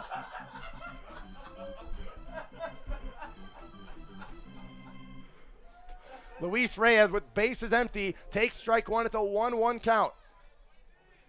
Thought he might get a chance with runner than scoring position with bases loaded, but Ryan Bachmann, other ideas, clearing the base path with a grand slam. Another slider low and away. Call for strike 2. Braden Curtis just going to the well. A slider low and away is a hard pitch to hit. And right there, especially to Luis Reyes with an open stance. Give him another slider. Reyes chops it up the middle. Cunningham going over to his left, and he's not going to make the play. Reyes reaches first on an error by Nathan Cunningham. And the Sasquatch have a little bit of life following the Ryan Bachmann grand salami. Now batting for the Sasquatch, number 33, Jack Sutton. Jack Sutton up to the plate. He led off this inning by grounding out to short, exactly where Luis Reyes just hit that ball and end up being an error. He's on first base with 1 away, trying to keep the inning going. A beautiful front door slider from Braden Curtis gets strike 1 on Sutton. If you're Sutton right now, if you can get a hit and keep this inning going, my goodness. Big swing and a miss. Upstairs. And now Sutton looking for something to get going. It's a 0-2 count. First day in Spearfish, and what better way than to come up big right here. Foul tips it into the glove. Strike 3. 2 away brings up Chaz Crook, the DH. 3 straight off-speed pitches from Curtis. 3 straight strikes. And he sends Jack Sutton back to the dugout. Chaz Crook up to the plate now with a runner on first, trying to extend this inning. That one way upstairs, misses for ball 1.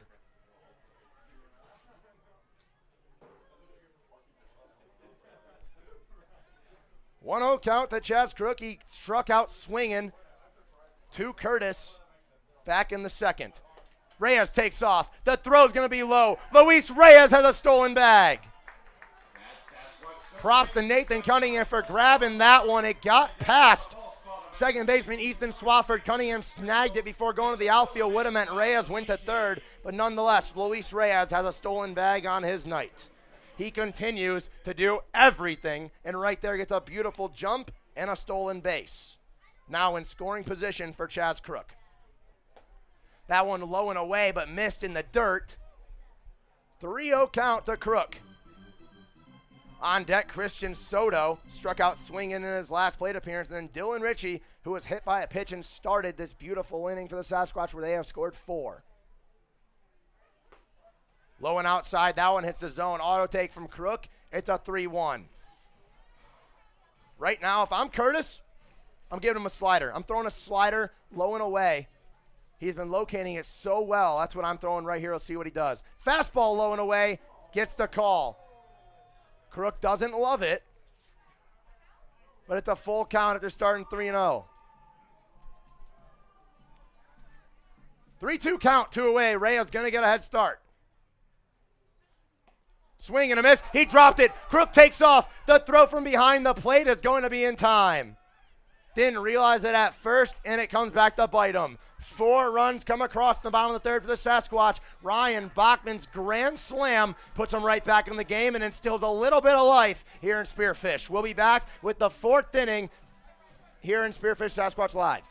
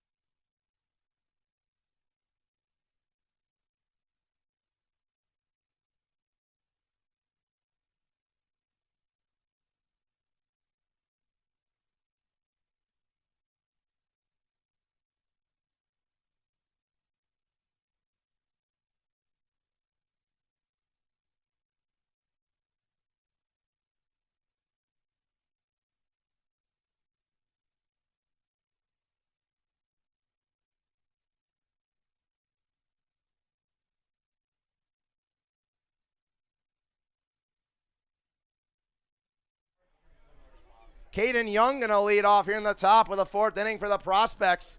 Led off last inning. First pitch from Levi Graham finds the lower outer corner.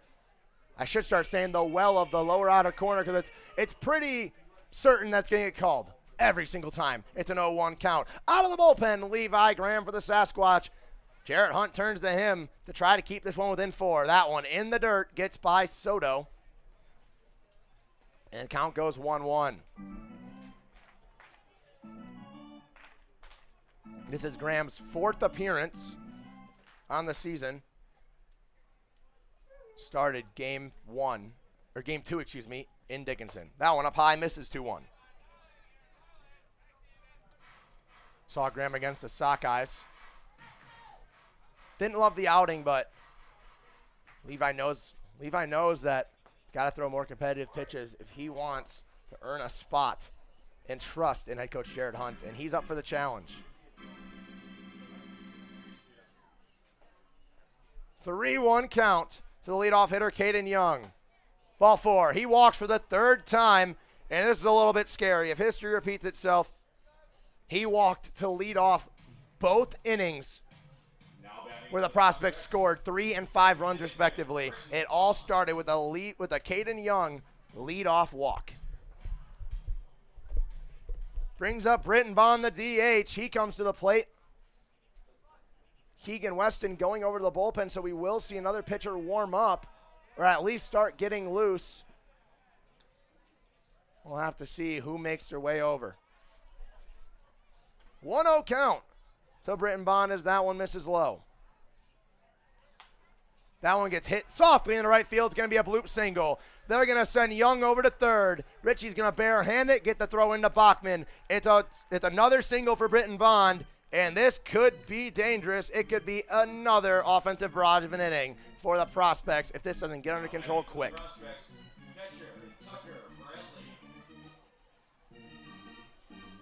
Pinch runner at first is going to pinch run for Britton Bond, so his night will be done. He reaches base twice. Single and a hit by pitch. Scored last inning when he was hit. Trey Mungan going to pinch run and take over the DH spot. Runners on the corners. That one's fouled off for strike one to Tucker Bradley.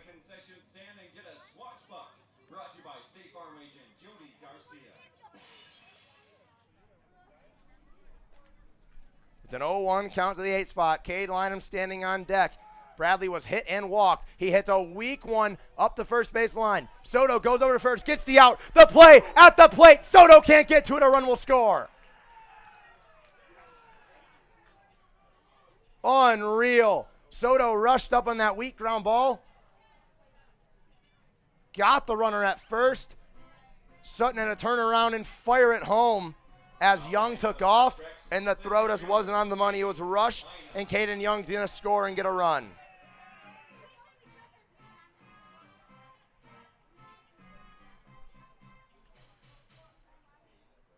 In that sequence, Trey Mungan also advanced to third base, so now 90 feet away from another one. That one hit deep into left. Daniel Thiessen making chase, and it's foul.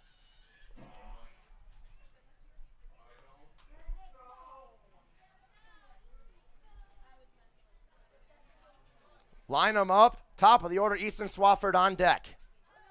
That one's going to be hit a chopper. Bachmann's going to hold the runner at third and get the runner at first. 2 away. That's a big ground out from Ryan Bachmann. Infield was playing in. It's the first time we've seen the infield playing in actually work. Now batting for the prospects, Easton Swafford, the top of the order, up to the plate. Runner at third is still Trey Mungan. That one high and inside. Misses the inside of the zone.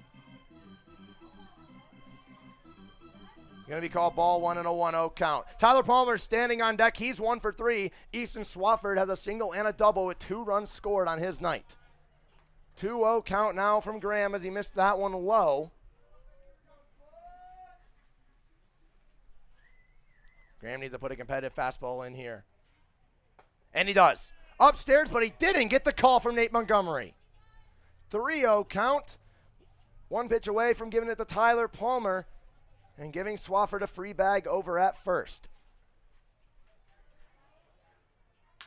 That one swung, hit weakly to Bachmann. He's going to corral it on the roll. Throws over to first, and he got him. 1 run came across, but that is it. We go to the bottom of the 4th. Sasquatch trailing by 5, but the bats might be woken up following the Ryan Bachmann grand slam in the last half inning for them.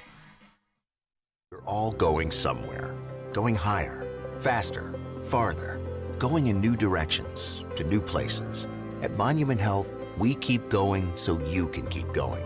We're dedicated to advanced orthopedic care with the latest innovations, technology, expertise, and treatment.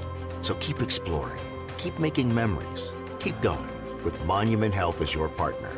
Learn more at monument.health/orthopedics.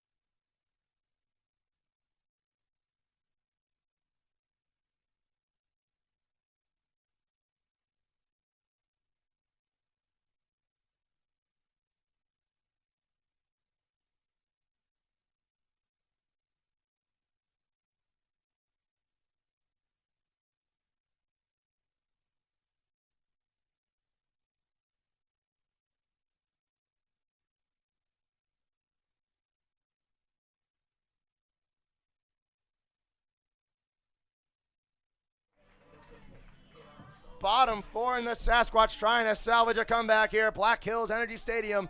Leading off in the inning, it's going to be Christian Soto. He takes strike one, struck out swinging in his last plate appearance. Bullpen arm out of the bullpen for the prospects here at Sam Raggy after the grand slam. That's going to be it for Braden Curtis. That one outside doesn't get the call. Bradley tried to hold it, didn't get the benefit of the doubt.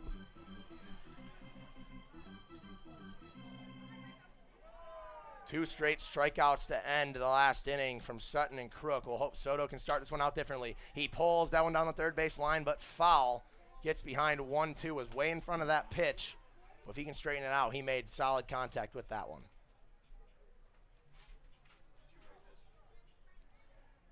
One-two to Soto on Raggy's first batter faced. Oh my goodness. Absolutely disgusting. Front door slider, got him. Oh my goodness, that pitch was absolutely nasty. I can't even say anything about it. Number 14, Dylan Ritchie. Dylan Ritchie comes up to the plate. Ritchie got hit by a pitch to lead off in the last inning, and he was spectacular. He came around to score, hit by a pitch. He was really part of that rally that got Ryan Bachmann to get a grand slam. Ritchie going to take the first pitch for a strike from Raggy. A breaking ball catches the zone.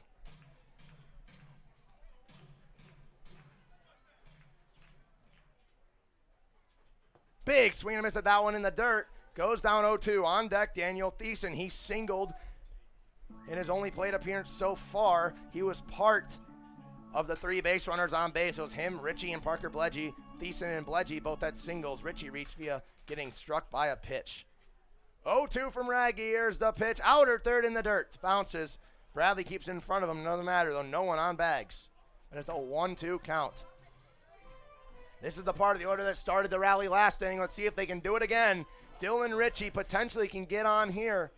Could start another rally.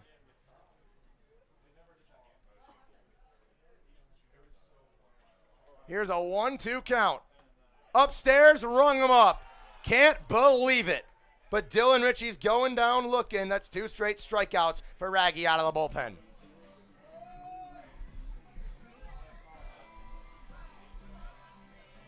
Daniel Thiessen comes up to the plate, the 8th spot. Parker Bledgy standing on deck if needed, if a 2-out rally can get started by Thiessen. Singled and came around to score in the Bachmann grand slam back in the third. Tried again with a front door slider, missed the inner third. It's 1-0. Thiessen had a nice first pitch single in the left field, caught a piece of it. As that one's upstairs, misses a 2-0 count to Thiessen. Bledgy standing on deck and then the top of the order, and Hoyer. This is the part of the order that's got two of the only three hits for the Sasquatch, the only other one belonging to Ryan Bachmann, and that ball may not have landed yet. I have not heard back. 2-0 count to Thiessen. Breaking ball found the zone. Count goes 2-1. Sam Raggy has actually done really well this inning after falling down in counts. He's evened it up twice. We'll see if he can do it a third time. Breaking ball, and he does. That breaking ball has been nasty. He's been doing front door sliders all inning. Got Soto to reach on one. Ritchie struck out on one up high looking, and we'll see if he can do it again. 2-2. Daniel Thiessen goes down swinging. 1-2-3. Swinging, looking, swinging. That ends the bottom of the fourth. Top five coming up. Down to the last three innings here at Black Hills Energy Stadium. Prospects lead by 5 right here on Spearfish Sasquatch Live.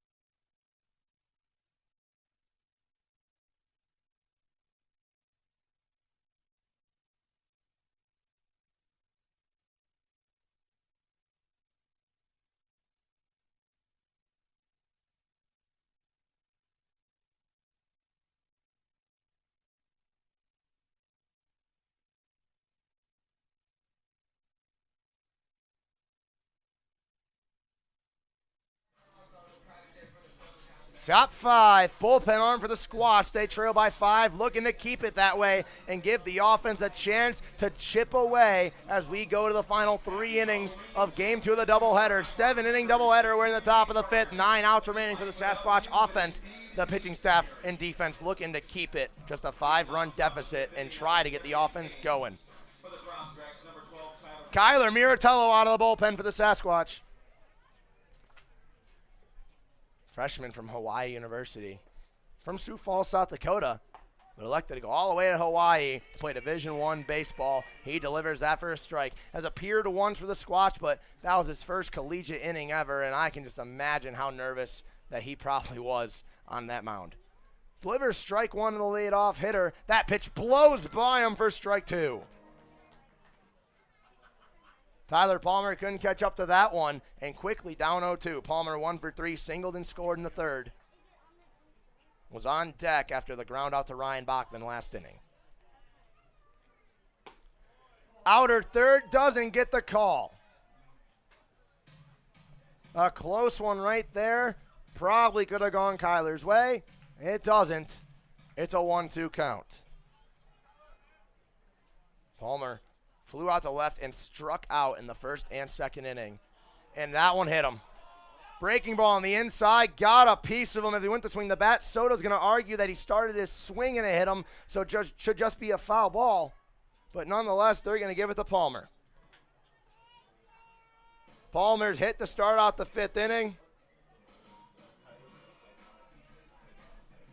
And it's going to be a leadoff base runner once again.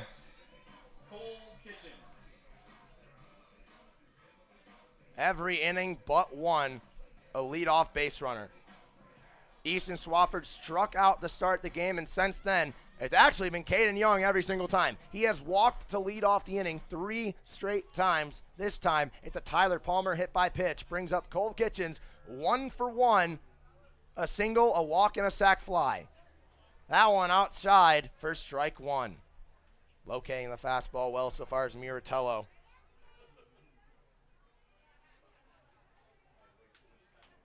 Holding the runner over at first. Don't want Palmer to take off. Soto keeps that one in front of him and misses. Ball 1, 1-1 count.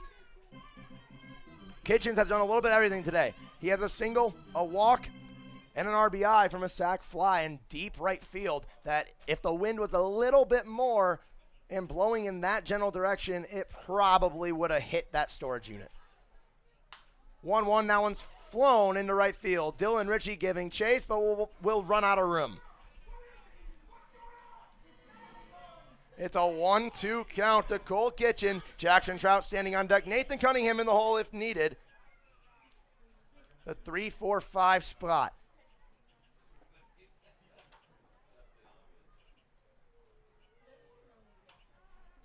One-two count. Miratello. Breaking ball. Soto reaches up and webs it. Keeps in front of him, keeps the runner at first. It's a 2-2 count. That one just slipped away from Kyler out there on the mound, and Christian Soto does a good job extending the arm and snagging that thing out of midair. 2-2 count. Outer third, Soto brings it back. A beautiful frame, doesn't get the call. Count goes full. Just got to do a competitive fastball right here. Give Kitchens a pitch to hit. Full count. Runner on first. Here's the pitch. Swing and a miss. He got him. Cole Kitchens goes down swinging for a big first out following a Tyler Palmer hit by pitch. Jackson Trout comes up to the plate. He is 1 for 2, but has reached all 3 times. A single in the 1st inning, was stranded at first. A walk in the 2nd and reached on a fielder's choice and was stranded at 2nd base in the 3rd. He now comes up for the 4th time here in the 5th inning with a runner on first being Tyler Palmer. Palmer takes off. Here's a throw from Soto. On the money, the tag from Bachmann. Perfection. Christian Soto guns a runner. Ryan Bachmann with the perfect tag, but his job was pretty easy as Soto put it on the money. Bach didn't have to move his glove. He just closed it, and Palmer ran right into it.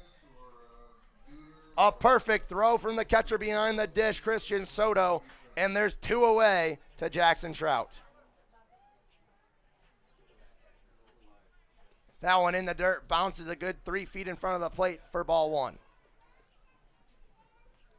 Reminder, kids, we're going to run bases in the middle of the 5th. Jackson Trout up to the plate. Nathan Cunningham standing on deck. Trout reached all 3 times. We'll see if he continues the trend and gets on base for the 4th time on his night in a 2-0 count. That one low, called strike 1 for Miratello, locating that fastball well. That's been his best pitch tonight by a mile. Other than that, his breaking ball is his slider or curveball. One of the two. Couldn't tell. It got away from him and didn't really move at all. Just missed completely. That fastball foul tipped and blown by him. It's a 2-2 count with 2 away. The fastball velo for Kyler right now. He's been blowing it by this lineup, and let's see if he can get through this inning. It would technically be a 1-2-3, even though the leadoff runner reached base. Christian Soto gunning him for the 2nd out. 2-2 count for Miratello. Here's the pitch upstairs. Gets away from Soto. It just slipped. It's a full count. And full count, you're in the batter's box right now, and you're Jackson Trout. You just got to be expecting a fastball that you can hit.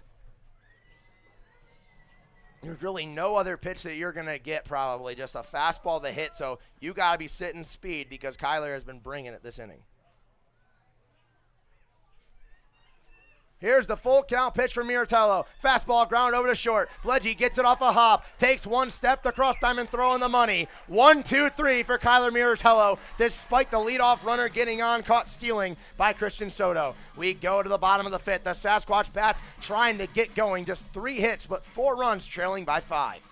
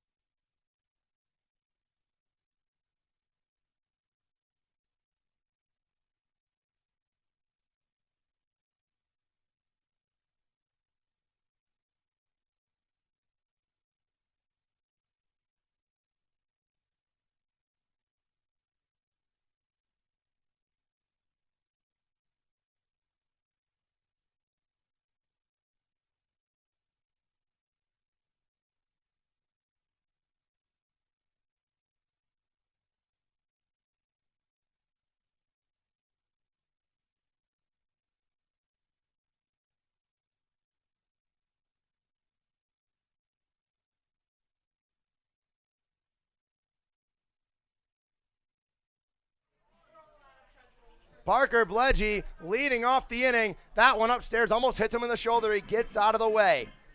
Kyler Miratello went 1-2-3 in the top half of the 5th inning, trying to spark something for the Squatch here in the final 9 outs of their night, trailing by 5. That one in the dirt. Bledgy's up 2-0. He's got a single and a run scored on his night. Was one of the runs scored by that Ryan Bachmann grand slam. That's all the Sasquatch have going for him right now offensively. Just 3 hits, one of them belonging to Parker out of the 9 spot. Gets ahead 3-0 as that ball misses a little bit upstairs. Raggy back onto the mound. 6'2 junior from Hutchinson Community College. He's down 3-0 to Bledgy. Maybe a leadoff base runner coming for the Squatch. 3-0 pitch. That one in the dirt. Parker Bledgy's got a 4-pitch walk to open the 5th. Top of the order due up for the Squatch. It's Bryson Hoyer, Ryan Bachmann, Luis Reyes now. Luis Reyes standing in the hole if needed if the Squatch can get Hoyer and Bachmann to get going. Hoyer 0 for 2 on the night. Struck out swinging in the first inning. Struck out looking in his last at-bat. In the third inning, right before the Ryan Bachmann grand slam with no outs and bases loaded, he was the first out, struck out looking. We'll see if he can get on base for the first time. That one very low, but called a strike 1 on Hoyer. Hoyer looking for his first hit of the game. He was sensational in game 1. He had 2 singles and a stolen base after starting 0 for 2. He's 0 for 2 now. Let's see if he can repeat the same. Bledgy's got a conservative lead over there at first. Hoyer's going to chop that one back to the mound. Only play is at first. It'll advance the runner, but Bryson Hoyer grounds out right back to Raggy for the first out of the inning. He checked his swing and got an accidental swing and bunt. It advances the runner, but adds 1 out on the board. Brings up Ryan Bachmann. Grand slam in his last at-bat. Struck out looking in the first. A grand slam in the third. We'll see what Ryan can do here.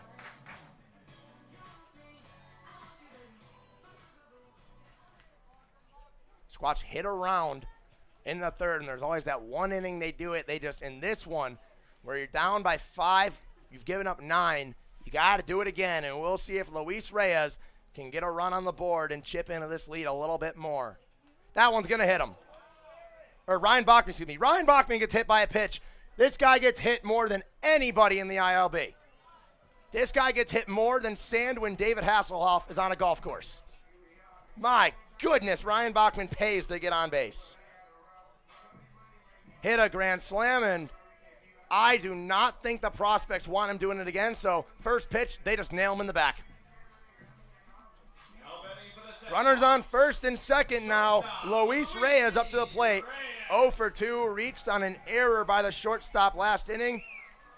Or his last at bat, excuse me, back in the third. Stole second, but then 2 straight strikeouts ended the inning. He's up now with a runner in scoring position and 2 men on base with Ryan Bachmann standing on first, Parker Bledgy on second. That one in the dirt. Beautiful pick. Goes back to second trying to get Bledgy. It's going to bounce away. He's going to stay put. He wouldn't have made it there. It would have been bang, bang. And right now, you cannot risk that play. You cannot risk it if you're third base coach Anthony Peterson. So props to him for holding Bledgy over at second instead of when that ball bounced away to almost shallow right field, sending him and trying to get him 90 feet away. 1-0 count to Luis Reyes. Very, very small leads for the Sasquatch. Big swing and a big foul off the glove of Bradley behind the plate. Count goes even at 1-1. Standing on deck is Jack Sutton. He's 0 for 2 on the night. And then in the hole, Chaz Crook, he's also 0 for 2 in the night. And then right behind him, Christian Soto, also 0 for 2 on the night. So part of the lineup that hasn't got going yet, but some would say that they're due. Especially after the game that Chaz Crook had in game 1 with a home run and then a warning track shot. Nonetheless, Luis Reyes in a 1-1 count. Breaking ball, lower outer, third, death taxes, and that pitch getting called a strike. It's 1-2. 1-2 count. Reyes looking to not strike out and try to advance the runners, potentially add an RBI to his night. Big swing and a miss at the disgusting slider low and away. Reyes goes down swinging, and that's the second out of the inning.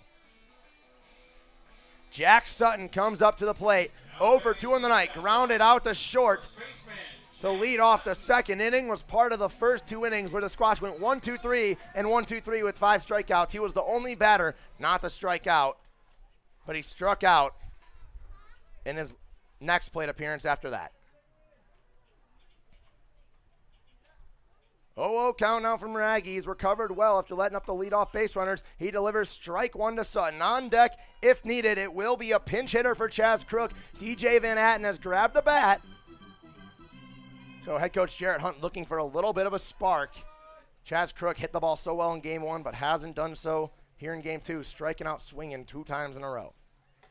Upstairs, Sutton leaves it at the 1-1 count.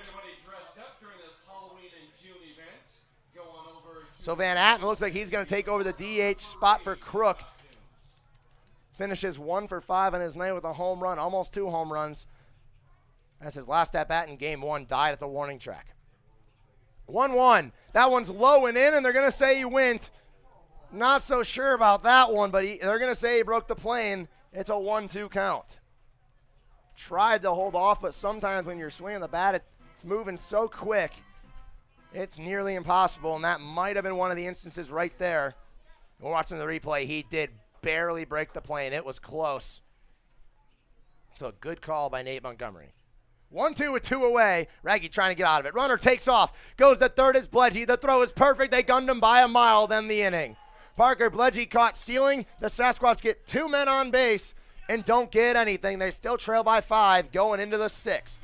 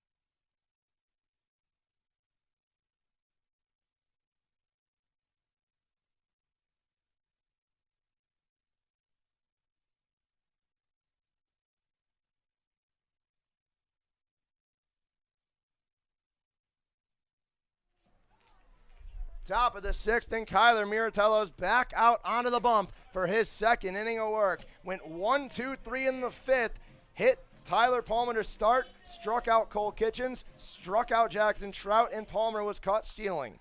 Nathan Cunningham, he's going to lead off. He's struck out twice. He's 0 for 3. Big swing and miss at the 1-0 upstairs. Count goes even 1-1. Grounded out to short to end the 1st inning after 2 straight singles from Kitchens and Trout, and then struck out looking and swinging respectively in the 2nd and 3rd.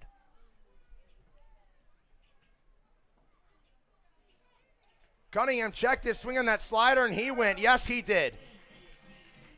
He disagrees, but yes, he did. It's a 1-2 count. Miratello, the nasty breaking ball. And now 1 pitch away from getting the leadoff batter out and not allowing him to reach. The leadoff batter last inning was hit. That one flown high into the air in foul territory. Soto's going to come back. Was waiting for it to hit us in the press box to hear the bang on the metal, but it did not. 1-2 count once again to Nathan Cunningham. Cunningham led off game 1 with the RBI single in the first inning on Oliver Wilson, and since then has been pretty quiet. Checks his swing on that one inside. He did not go. I'll make that call from up here. Don't worry, I got you, home plate umpire Nate Montgomery. He did not go. It's going to be a 2-2 count. Evens up.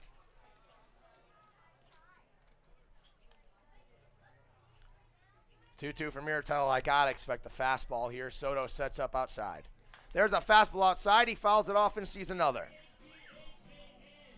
Cunningham had an RBI single in the first inning of game 1, and since then, doing math right now in my head, he is 0 for 6 with the walk. Potential to make it 0 for 7. Miratello looking for strike number 3. Here's the pitch. Fouls it off again. Refusing to go down is Cunningham. And we'll do a 2-2 count once again. Third time's the charm, or at least we hope, up here at Black Hills Energy Stadium as the Sasquatch are trying to mount a comeback. Going to be pretty hard to mount a comeback right now, though, with the bats as quiet as they are. Since the Ryan Bachmann grand slam, the only base runners to reach have been on an error, a walk, and a hit by pitch. No base hits since. Upstairs, count goes full. It's kind of the same story as when they put up the Sasquatch, excuse me, I almost said Crusaders like my at-home team. When the Sasquatch put up 4 in the bottom of the third against this team in game 1, they were 3 hits the entire rest of the way. Miratello walks them to start off. Cunningham's going to reach first.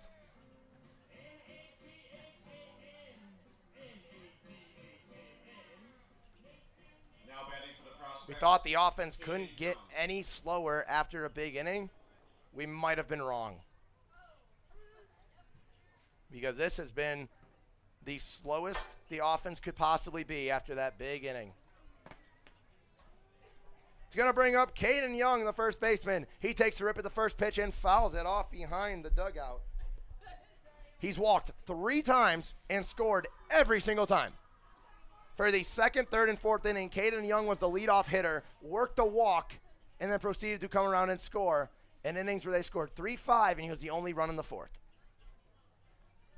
Comes up here with a runner on first, the first time he hasn't let off all day. Leaves that one off high and in. Count goes even at 1-1. 1-1 count. No outs. Looking for a big first out. It's Miratello. The leadoff base runner was hit last inning. Walked this inning by in the means of Nathan Cunningham. That one's going to get by Soto, and Cunningham will take second.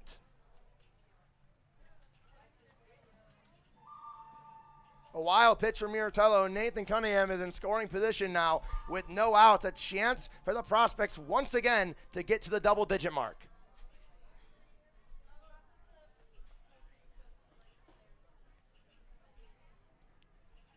Two-one count to Young. Standing on deck. Appears to be Trey Mergen. That one in the dirt gets by Soto, and Cunningham will take third. Another wild pitch. 3-1. On deck is going to be a pinch hitter. Charlie Mosser will come into the game. Take over the DH spot. So Trey Mungan, he pinch ran when Britton Bond got on first. He was stranded at third, and his night will be over. After 180 feet of running, Charlie Mosser will come in and take the next swing of the bat. And after a 3-1 count right now to Caden Young, 1 pitch away from working his 4th walk of the day.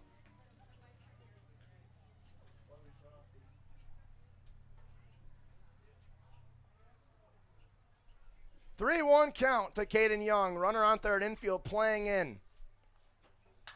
Flies that one high in the air in the shallow center. Hoyer's got to get on his horse. Reyes backpedaling. He'll make the catch falling behind. No, he won't. He dropped it. A run's going to come across, and Caden Young's going to reach for the 4th time, this time on an error. It's 10-4. The tough ball to get to. The offense playing so far back because of the wind. Reyes playing in with a runner at third and no outs. Had to backpedal so much. Hoyer had to get on his horse to even have a chance to come in. He had no shot. It had to be Reyes. And it was not Reyes.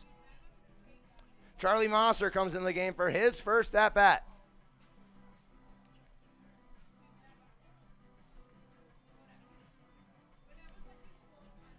He slides into the DH spot. Britton Bond started his day. 1 for 2 with a run scored with a hit by pitch. Was stranded at third base when Trey Mungan came in to pinch run in the 4th. Mungan does not get an at-bat opportunity. It's Charlie Mosser who takes the rips. First pitch up, stairs to say the least. Almost hits him in the head. It's 1-0 for Miratello. 1 run came across already. There's no outs and a base runner on. After the error by Luis Reyes, trying to catch the ball in shallow left field. That one's going to be called for a strike. Soto pops up, checks the runner at first. No throw. He'll just give it back to Miratello. Would have been an easy play for Reyes if there wasn't a runner on third and no out, and the infield wasn't all playing in on the grass. That would have been a routine pop-up, and the runner would have stayed. Big swing and a miss for Monster. It's a 1-2. Miratello blew that fastball right by him, and now it's 1 pitch away from getting the first out of the inning. We've seen the infield playing in work for the Sasquatch, and we just saw it not work. As right there, Reyes would have been way better off standing right where he is right now. Here's the 1-2. That one's blown away. Soto throws it back in the dirt. Sutton keeps it in front of him. Runners back safe. Count goes even at 2-2.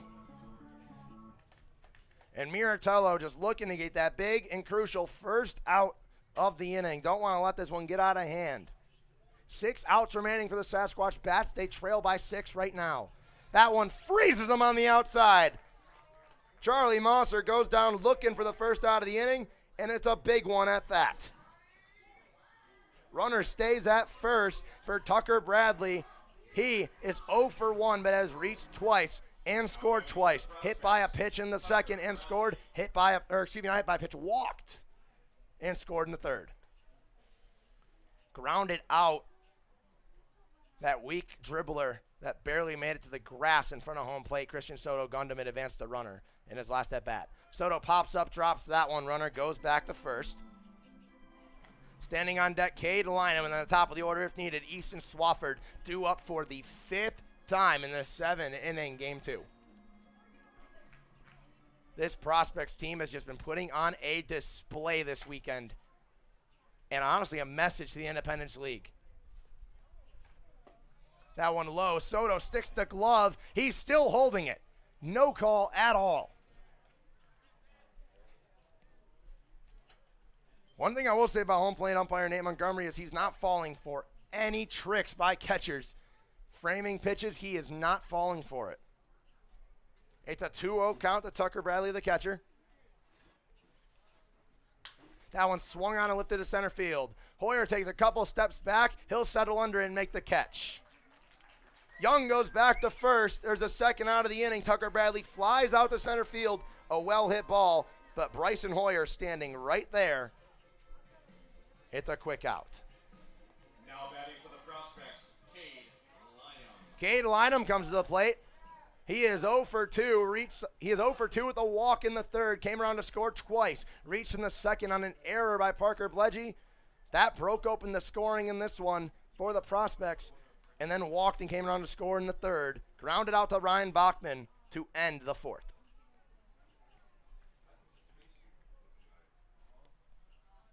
One 1-0 count is now and misses outside. Decent sized lead at first. That one's fouled off, swung directly back on the fence. Felt like I could have caught that one if it just kept coming forward. Could have shown off the hands a little bit. Nonetheless, 1-1 count. That's why the netting's there, though. They don't want to see me succeed. 1-1 count, 2 away. Caden Young still at first. Has about a step and a half of a lead. That one up and in. Dodging out of the way is Cade Lynham. He'll get ahead in the count, 2-1.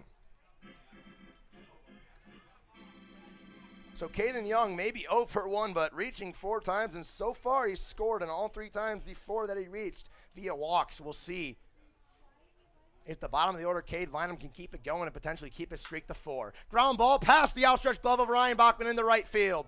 He's going to round second and go for 3. Dylan Ritchie's throw is not going to be in time. It hits off the base runner and goes behind Parker Bledgy, but it's going to be a single for Cade Lynham, his first base hit of the night. And Caden Youngton advance to 3rd. He improves to 1 for 3 on the night, has already scored twice, and now he stands on first base again, and 90 feet away from scoring for the 4th time today is Caden Young. Easton Swafford up to the plate now. Double and a single, he's 2 for 4.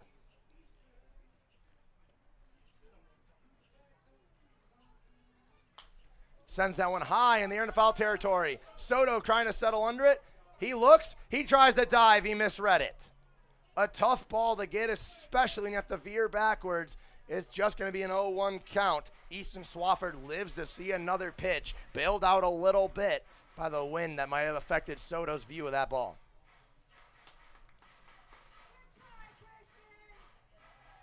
Oh, 1 count, 2 away. Miratello's got to tie his cleat again. That right cleat has come untied twice in the last 2 innings.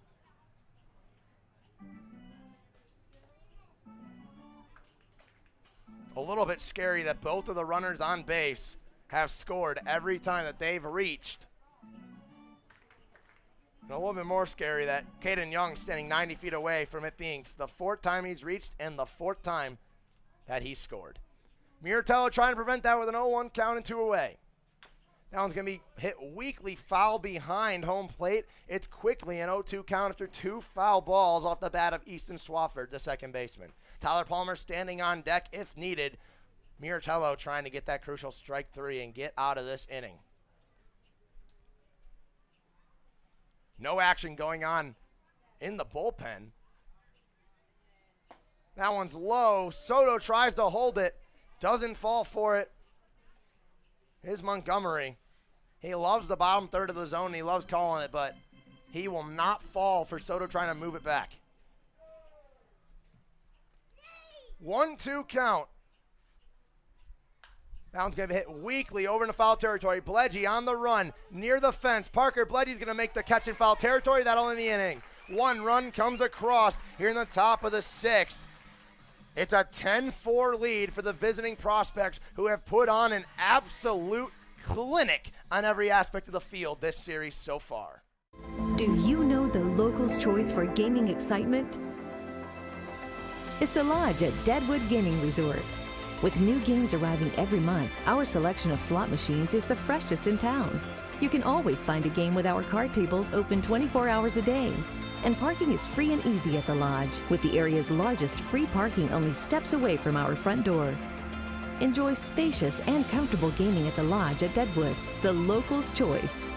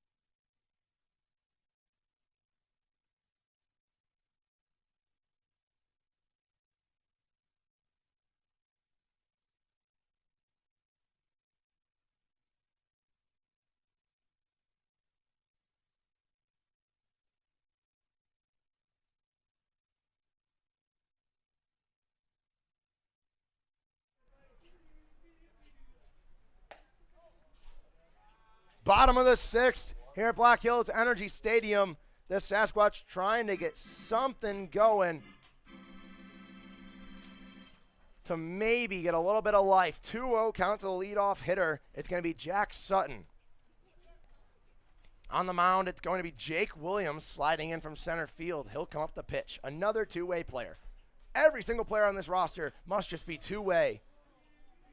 Because I swear, every single game, someone moves in from the field to go pitch. Nonetheless, Sutton up at the plate looking for a leadoff base hit. Lifts that one high in the air in the left center gap. Center fielder settles under it. Make the catch. Can of corn for the prospect center fielder on that one. We got to figure out who checked in defensively with Williams moving over. Cade Lynham with an easy catch. And there's already a first out. DJ Van Atten comes to the plate. He will take over the DH spot for Chaz Crook, who has struck out twice. And a pinch hitter for Christian Soto also on deck. 2 pinch hitters for the Sasquatch coming up with one away. That one low in the dirt. Van Atten leaves it off. It'll be Keegan Weston taking over the catcher spot for Soto. Van Atten leaves it off again. It's a 2-0 count from Williams. Squatch trying to get something going. 5 and 6 in the order up. Van Atten and Weston. Leaves away 3-0 count. Dylan Ritchie standing in the hole if needed. Looks like he might be getting pitch hit for as well.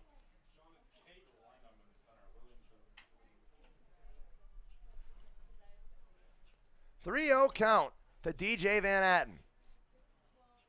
In the dirt. 4-pitch walk to the pinch hitter taking over the DH spot. DJ Van Atten reaches first for a 1-out base runner.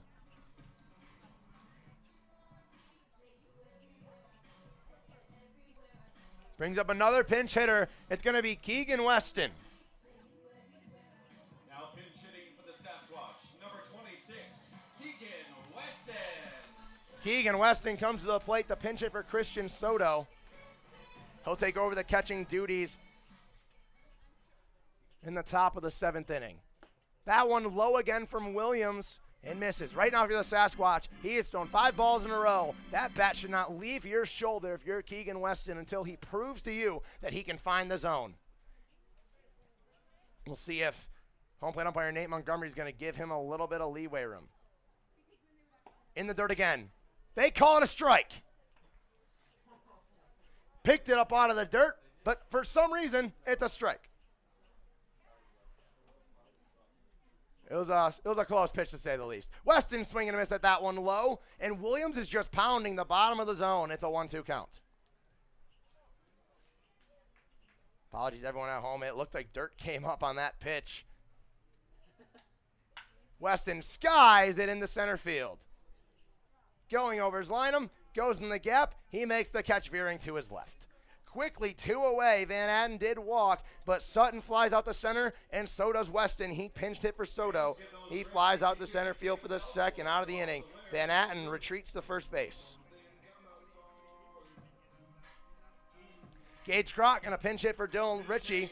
He'll take over right field. There is an arm getting loose in the bullpen for the Sasquatch. So it looks like Miratello's night might be done after 2 innings. Breaking ball finds a zone from Williams. Every single pitcher on this team, just their breaking ball looks so much better because no one can touch it on this Sasquatch team. Crott leaves that one low for a ball. Another pinch hitter is going to be standing on deck for the Sasquatch. It's going to be Brian Rosales.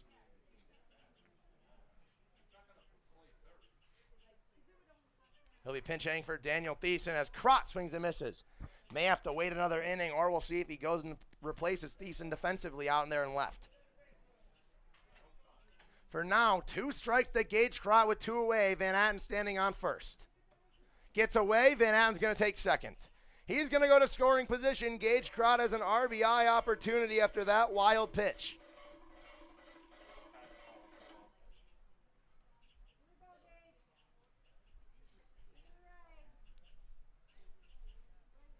Crott in a 2-2 count with 2 away. Runner on second, trying to add anything to chip away. Down to the last 4 outs for the Sasquatch. Crott's going to poke that one into right center. Going into the gap, that one's going to drop. It's an RBI single from Gage Crott. Puts a run on the board, chipping away ever so slowly. It's a 10-5 game.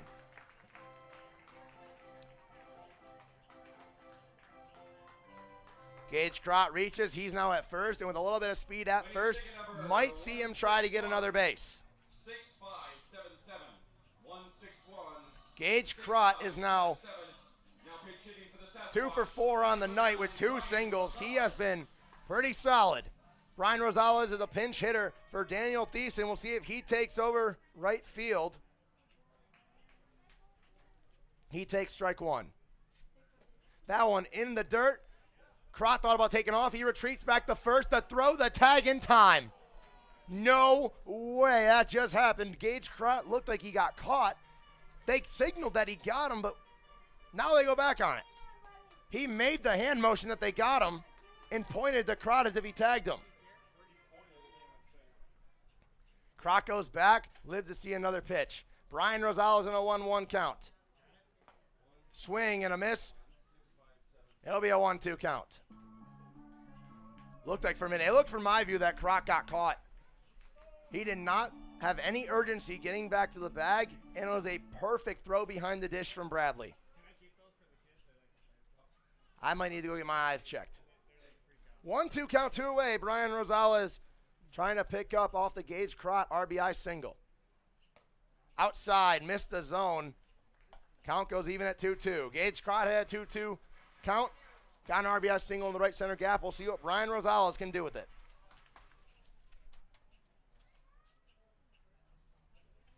Here's a 2-2 pitch from Rosales. That one's low in the dirt. Count will go full. Crott will get a head start. If Rosales can put this in the gap, Crott could honestly score from first if he gets a good jump. A lot of speed over there at first base with Crott, who pinched hit for Dylan Ritchie.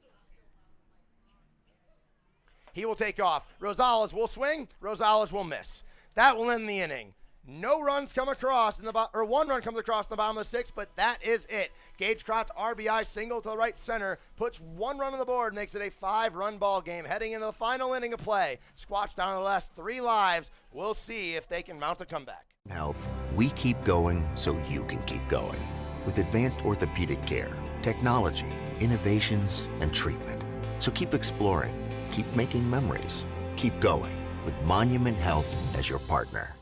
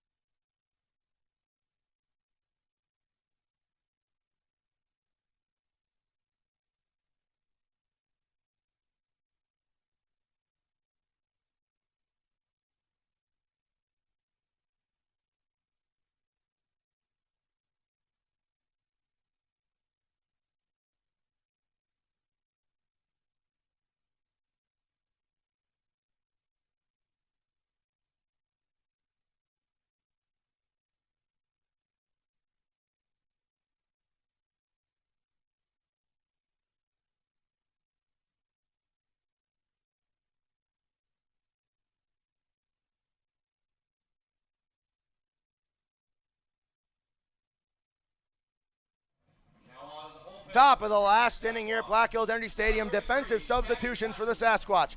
Oliver Wilson, the left-handed pitcher, two-way player, he slides out to left field. Brian Rosales, historically catching, he goes out to right. Gage Crott takes over the third base position. TJ Van Adden slides in the first. Keegan Weston goes behind the dish as he pinched hit for Christian Soto. And on the mound, Jack Sutton, the man who arrived in Spearfish no more than 48 hours ago. He takes the mound to pitch the last inning of this game, unless the Sasquatch in the bottom of the 7th can mount 5 and force extras. Here's the first pitch from Sutton. Outside, missed the zone. Sasquatch have not hit the ball well today. They haven't fielded the ball well either. 2 errors It's just been ugly, top to bottom. That one inside misses the zone. Count goes 3-0.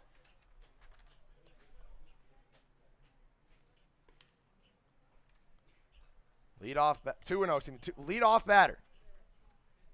Takes a swing at that one, fouls it off. First strike of the at-bat to foul ball. This is a good chance for the Sasquatch Nation to look at Sutton. Been told he's a two-way player. He was telling coach his pitch mix earlier before the game. Said he would get in eventually, and he gets in today. Outside, Weston tries to hold it. It's a 3-1 count.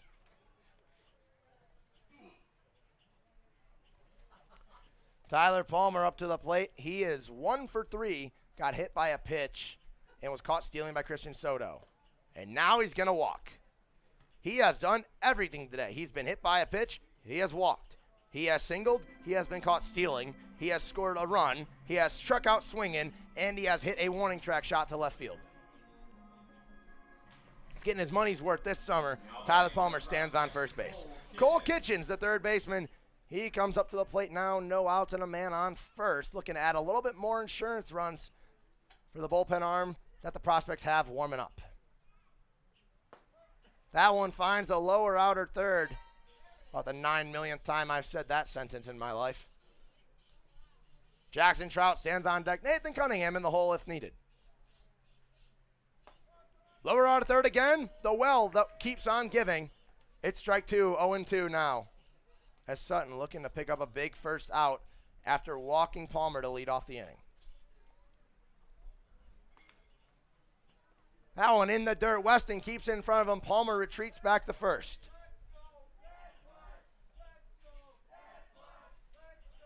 One-two count now from Sutton. Locating his fastball well. I think he might just try one here, but he do have pitches to play with being up 1-2. Want to avoid putting one in the dirt, though, so got to be careful. Slider low and away. Checked his swing. Didn't go. Weston keeps in front of him. Count goes even at 2s. 2-2 count to Cole Kitchens now.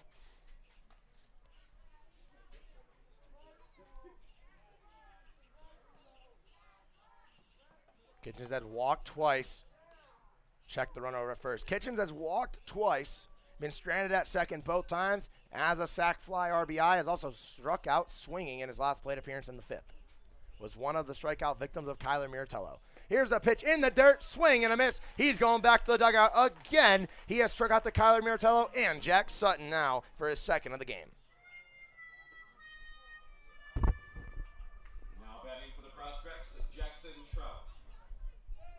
Jackson Trout steps up to the plate, the right fielder. He has reached 3 times today. Has not scored. Runner takes off. The throw from Weston's going to one-hop into the outfield. Hey, at least Tyler Palmer had no idea because he got a stolen base. He advances in the scoring position at second base, but that's all he does. He doesn't move out beyond that. And now he stands 180 feet away from adding another insurance run and making it a 6-run game going into the bottom of the last inning. The last 3 chances for the Squatch to try to mount some offense to come back in this one.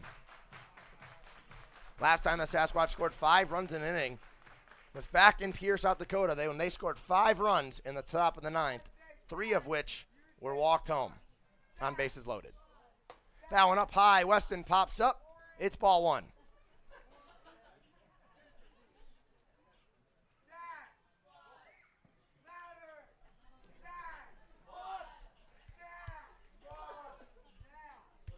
One 0 count to Jackson Trout. The right fielder looking for his second hit of the night. Big swing and a miss. Took a hack at that one. There was only one thing on his mind on that swing, and that was putting the ball into the trees.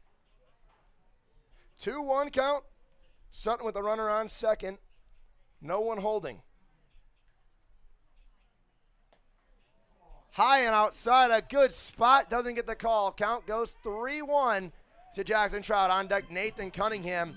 He's 0 for 3 with a walk. Scored when he was walked in the 6th. Was the 1 run to come across against Kyler Miratello. Can it his night with 2 innings pitched and 1 earned run. Big swing and a miss on the 3-1 pitch. Count goes full once again. Sutton looking to get the second out of the inning. Struck out Kitchens on a 2-2 count. Now the full count to Jackson Trout, the 4 spot. That one's hit and drilled in the left field. They're going to hold the runner over at third. It's going to be a single from Jackson Trout, his second of the game. He singled to start the game, and he's going to single in what should be his last at-bat of the game in Game 2. Single to start, single to end. He's got 2 base hits and a walk. It's our favorite guy, number 25, shortstop Nathan Cunningham. Nathan Cunningham comes up to the plate. He has struck out twice. So while the prospects have 10 runs and maybe giving the fans here a little bit of a tough time, the beer batter has struck out twice, so cheap beer. First pitch taken low for strike 1 from Cunningham. Walked, advanced to third on 2 straight wild pitches, and then scored in the 6th. Runners on the corners with 1 away, potentially a ground ball away. Weston keeps that one in front of him, it was in the dirt. Caden Young standing on deck now. He's reached base 4 times, scored on 3 of them, gave a little bit of threat to score in the 4th one, was stranded at third.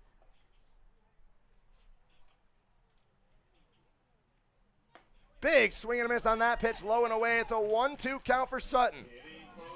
Sutton from Augustana University, who was a freshman this season, just got back from the D2 World Series. His school actually defeated Ryan Bachmann's school, Minnesota State Mankato, in the Super Regional. That pitch in the dirt. Weston keeps it in front of him. Count goes even at 2s.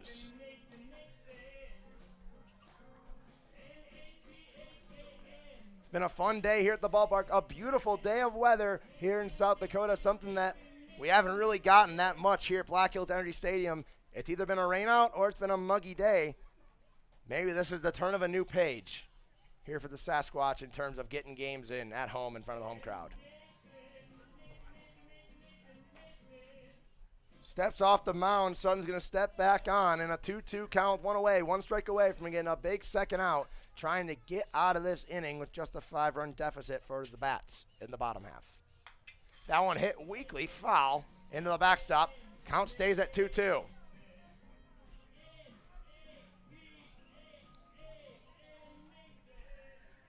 Trying to paint that lower outer third. He got him to swing at a couple of them.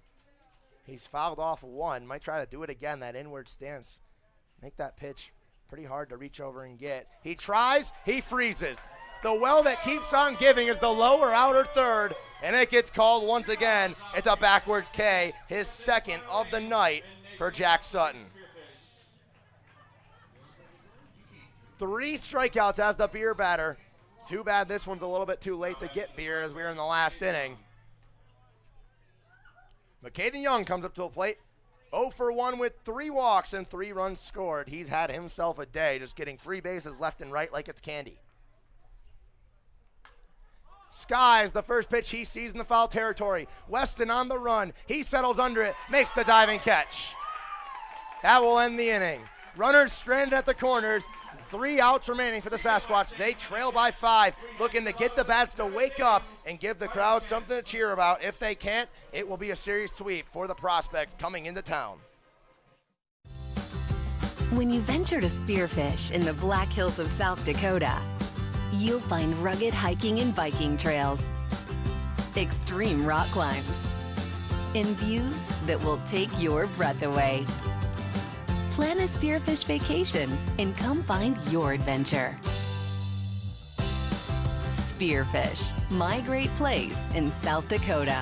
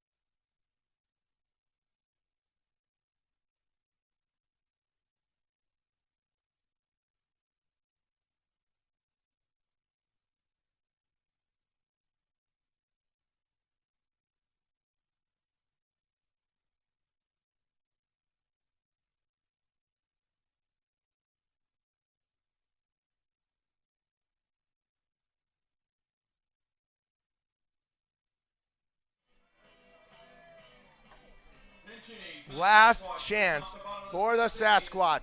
Braden Cannon is going to take the mound to try to close it out. Oliver Wilson going to take some rips in the 9th spot. He pinch hits for Parker Bledgy. Top of the order due up. Bryson Hoyer, he's 0 for 3. Wilson looking for his first hit in a Sasquatch uniform. We'll see if he can do it here. Checks his swing. Lower out of corner gets called once again. I don't know how many times you have to see it go by you and hear the strike called to learn to swing and at least put something on it. But apparently the answer is more than 12. That one is swung on for strike 2. 1-2 count. No outs to the leadoff hitter, Oliver Wilson. Braden Cannon looking for his first strikeout. Wilson pokes that one foul, put the defensive swing on the end of the bat. Lives to see another pitch. On deck, Bryson Hoyer. In the hole, Ryan Bachmann. And then if needed, Luis Reyes and Jack Sutton would be due up next.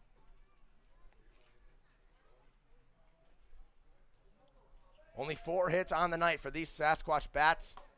It has not been fun. Outer third called. Oliver Wilson goes back to the dugout. Braden Cannon's got a backwards K to start his night. 2 outs remaining for the Squatch.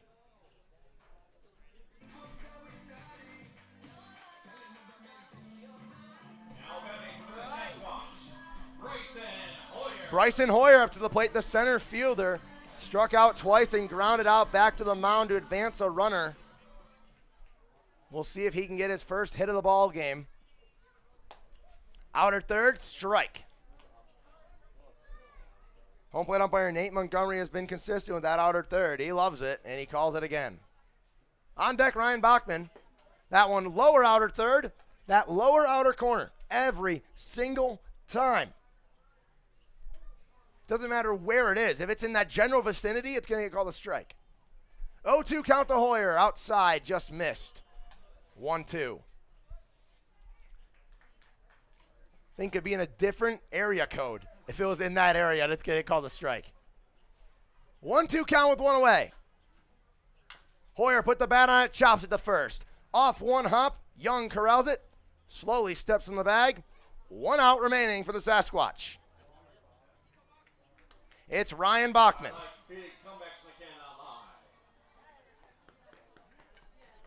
Ryan Bachmann up to the plate now. He represents the last life of the Sasquatch. He's 1 for 2 at the Grand Slam, and he was nailed on the first pitch that he saw in the 5th. 1 runner was on base on second, and Ryan Bachmann got absolutely nailed by a pitch. We'll see what he sees here. First pitch, he fouls off. Looking to have a multi-hit night.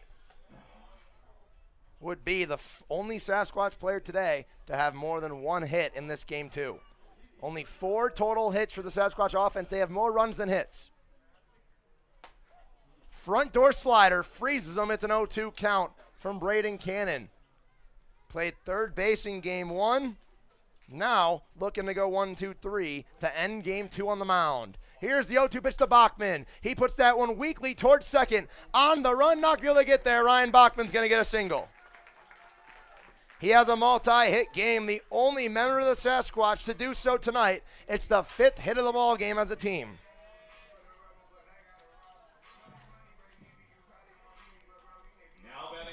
Cannon in the earlier game reached base twice, was 1 for 4 as he reached on an error and scored, and singled and scored on a wild pitch. He almost got a 1-2-3 inning there, but Bachmann put it right where Swafford had a little trouble with it. Luis Reyes up to the plate, swing and a miss. Fouls it off, actually, on the outer third. If I'm Braden Cannon, I'm throwing every single pitch on the outer third. I don't even care. Every single pitch is going there, because more than not, you're going to get a call. 0-1 count to Reyes. Fouls that one off. It's an 0-2. Down to the last strike. Down to the last strike here in Spearfish, South Dakota. Down by 5, the Sasquatch. 1 strike away from getting swept by the Nebraska Prospects. Braden Cannon, here's the 0-2 pitch. That one's hit weakly by Reyes to short. Takes it himself. Cunningham tags second, and that'll do it. A 3-game dominating sweep by the Prospects. In a 6-game homestand, the Sasquatch lose 5 and win 1. We'll be right back here for a quick post-game show, Sasquatch After Hours. If you want to stick around, great. If not, thank you for making me, Sean Massa, the voice of Sasquatch of Summer 2023, part of your Sunday afternoon. If you tuned into both Game 1 and 2 of this doubleheader, I thank you even more. We'll be right back here on Spearfish Sasquatch Live.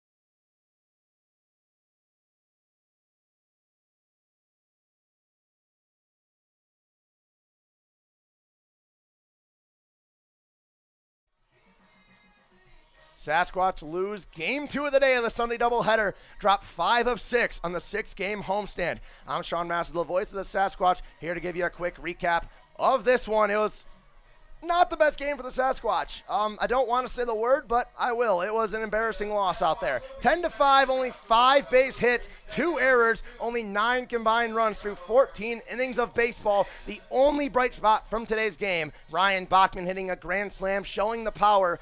Finally, the Sasquatch converting with runners in scoring position, but after that, it was nothing. After they scored a total of 8 runs in the bottom of the 3rd inning of Game 3, Game 2 of the day here, in Game 3 of the series, and Game 1 of the series against the Prospects, 6 combined hits in the remaining, do math real quick, 10 innings of baseball.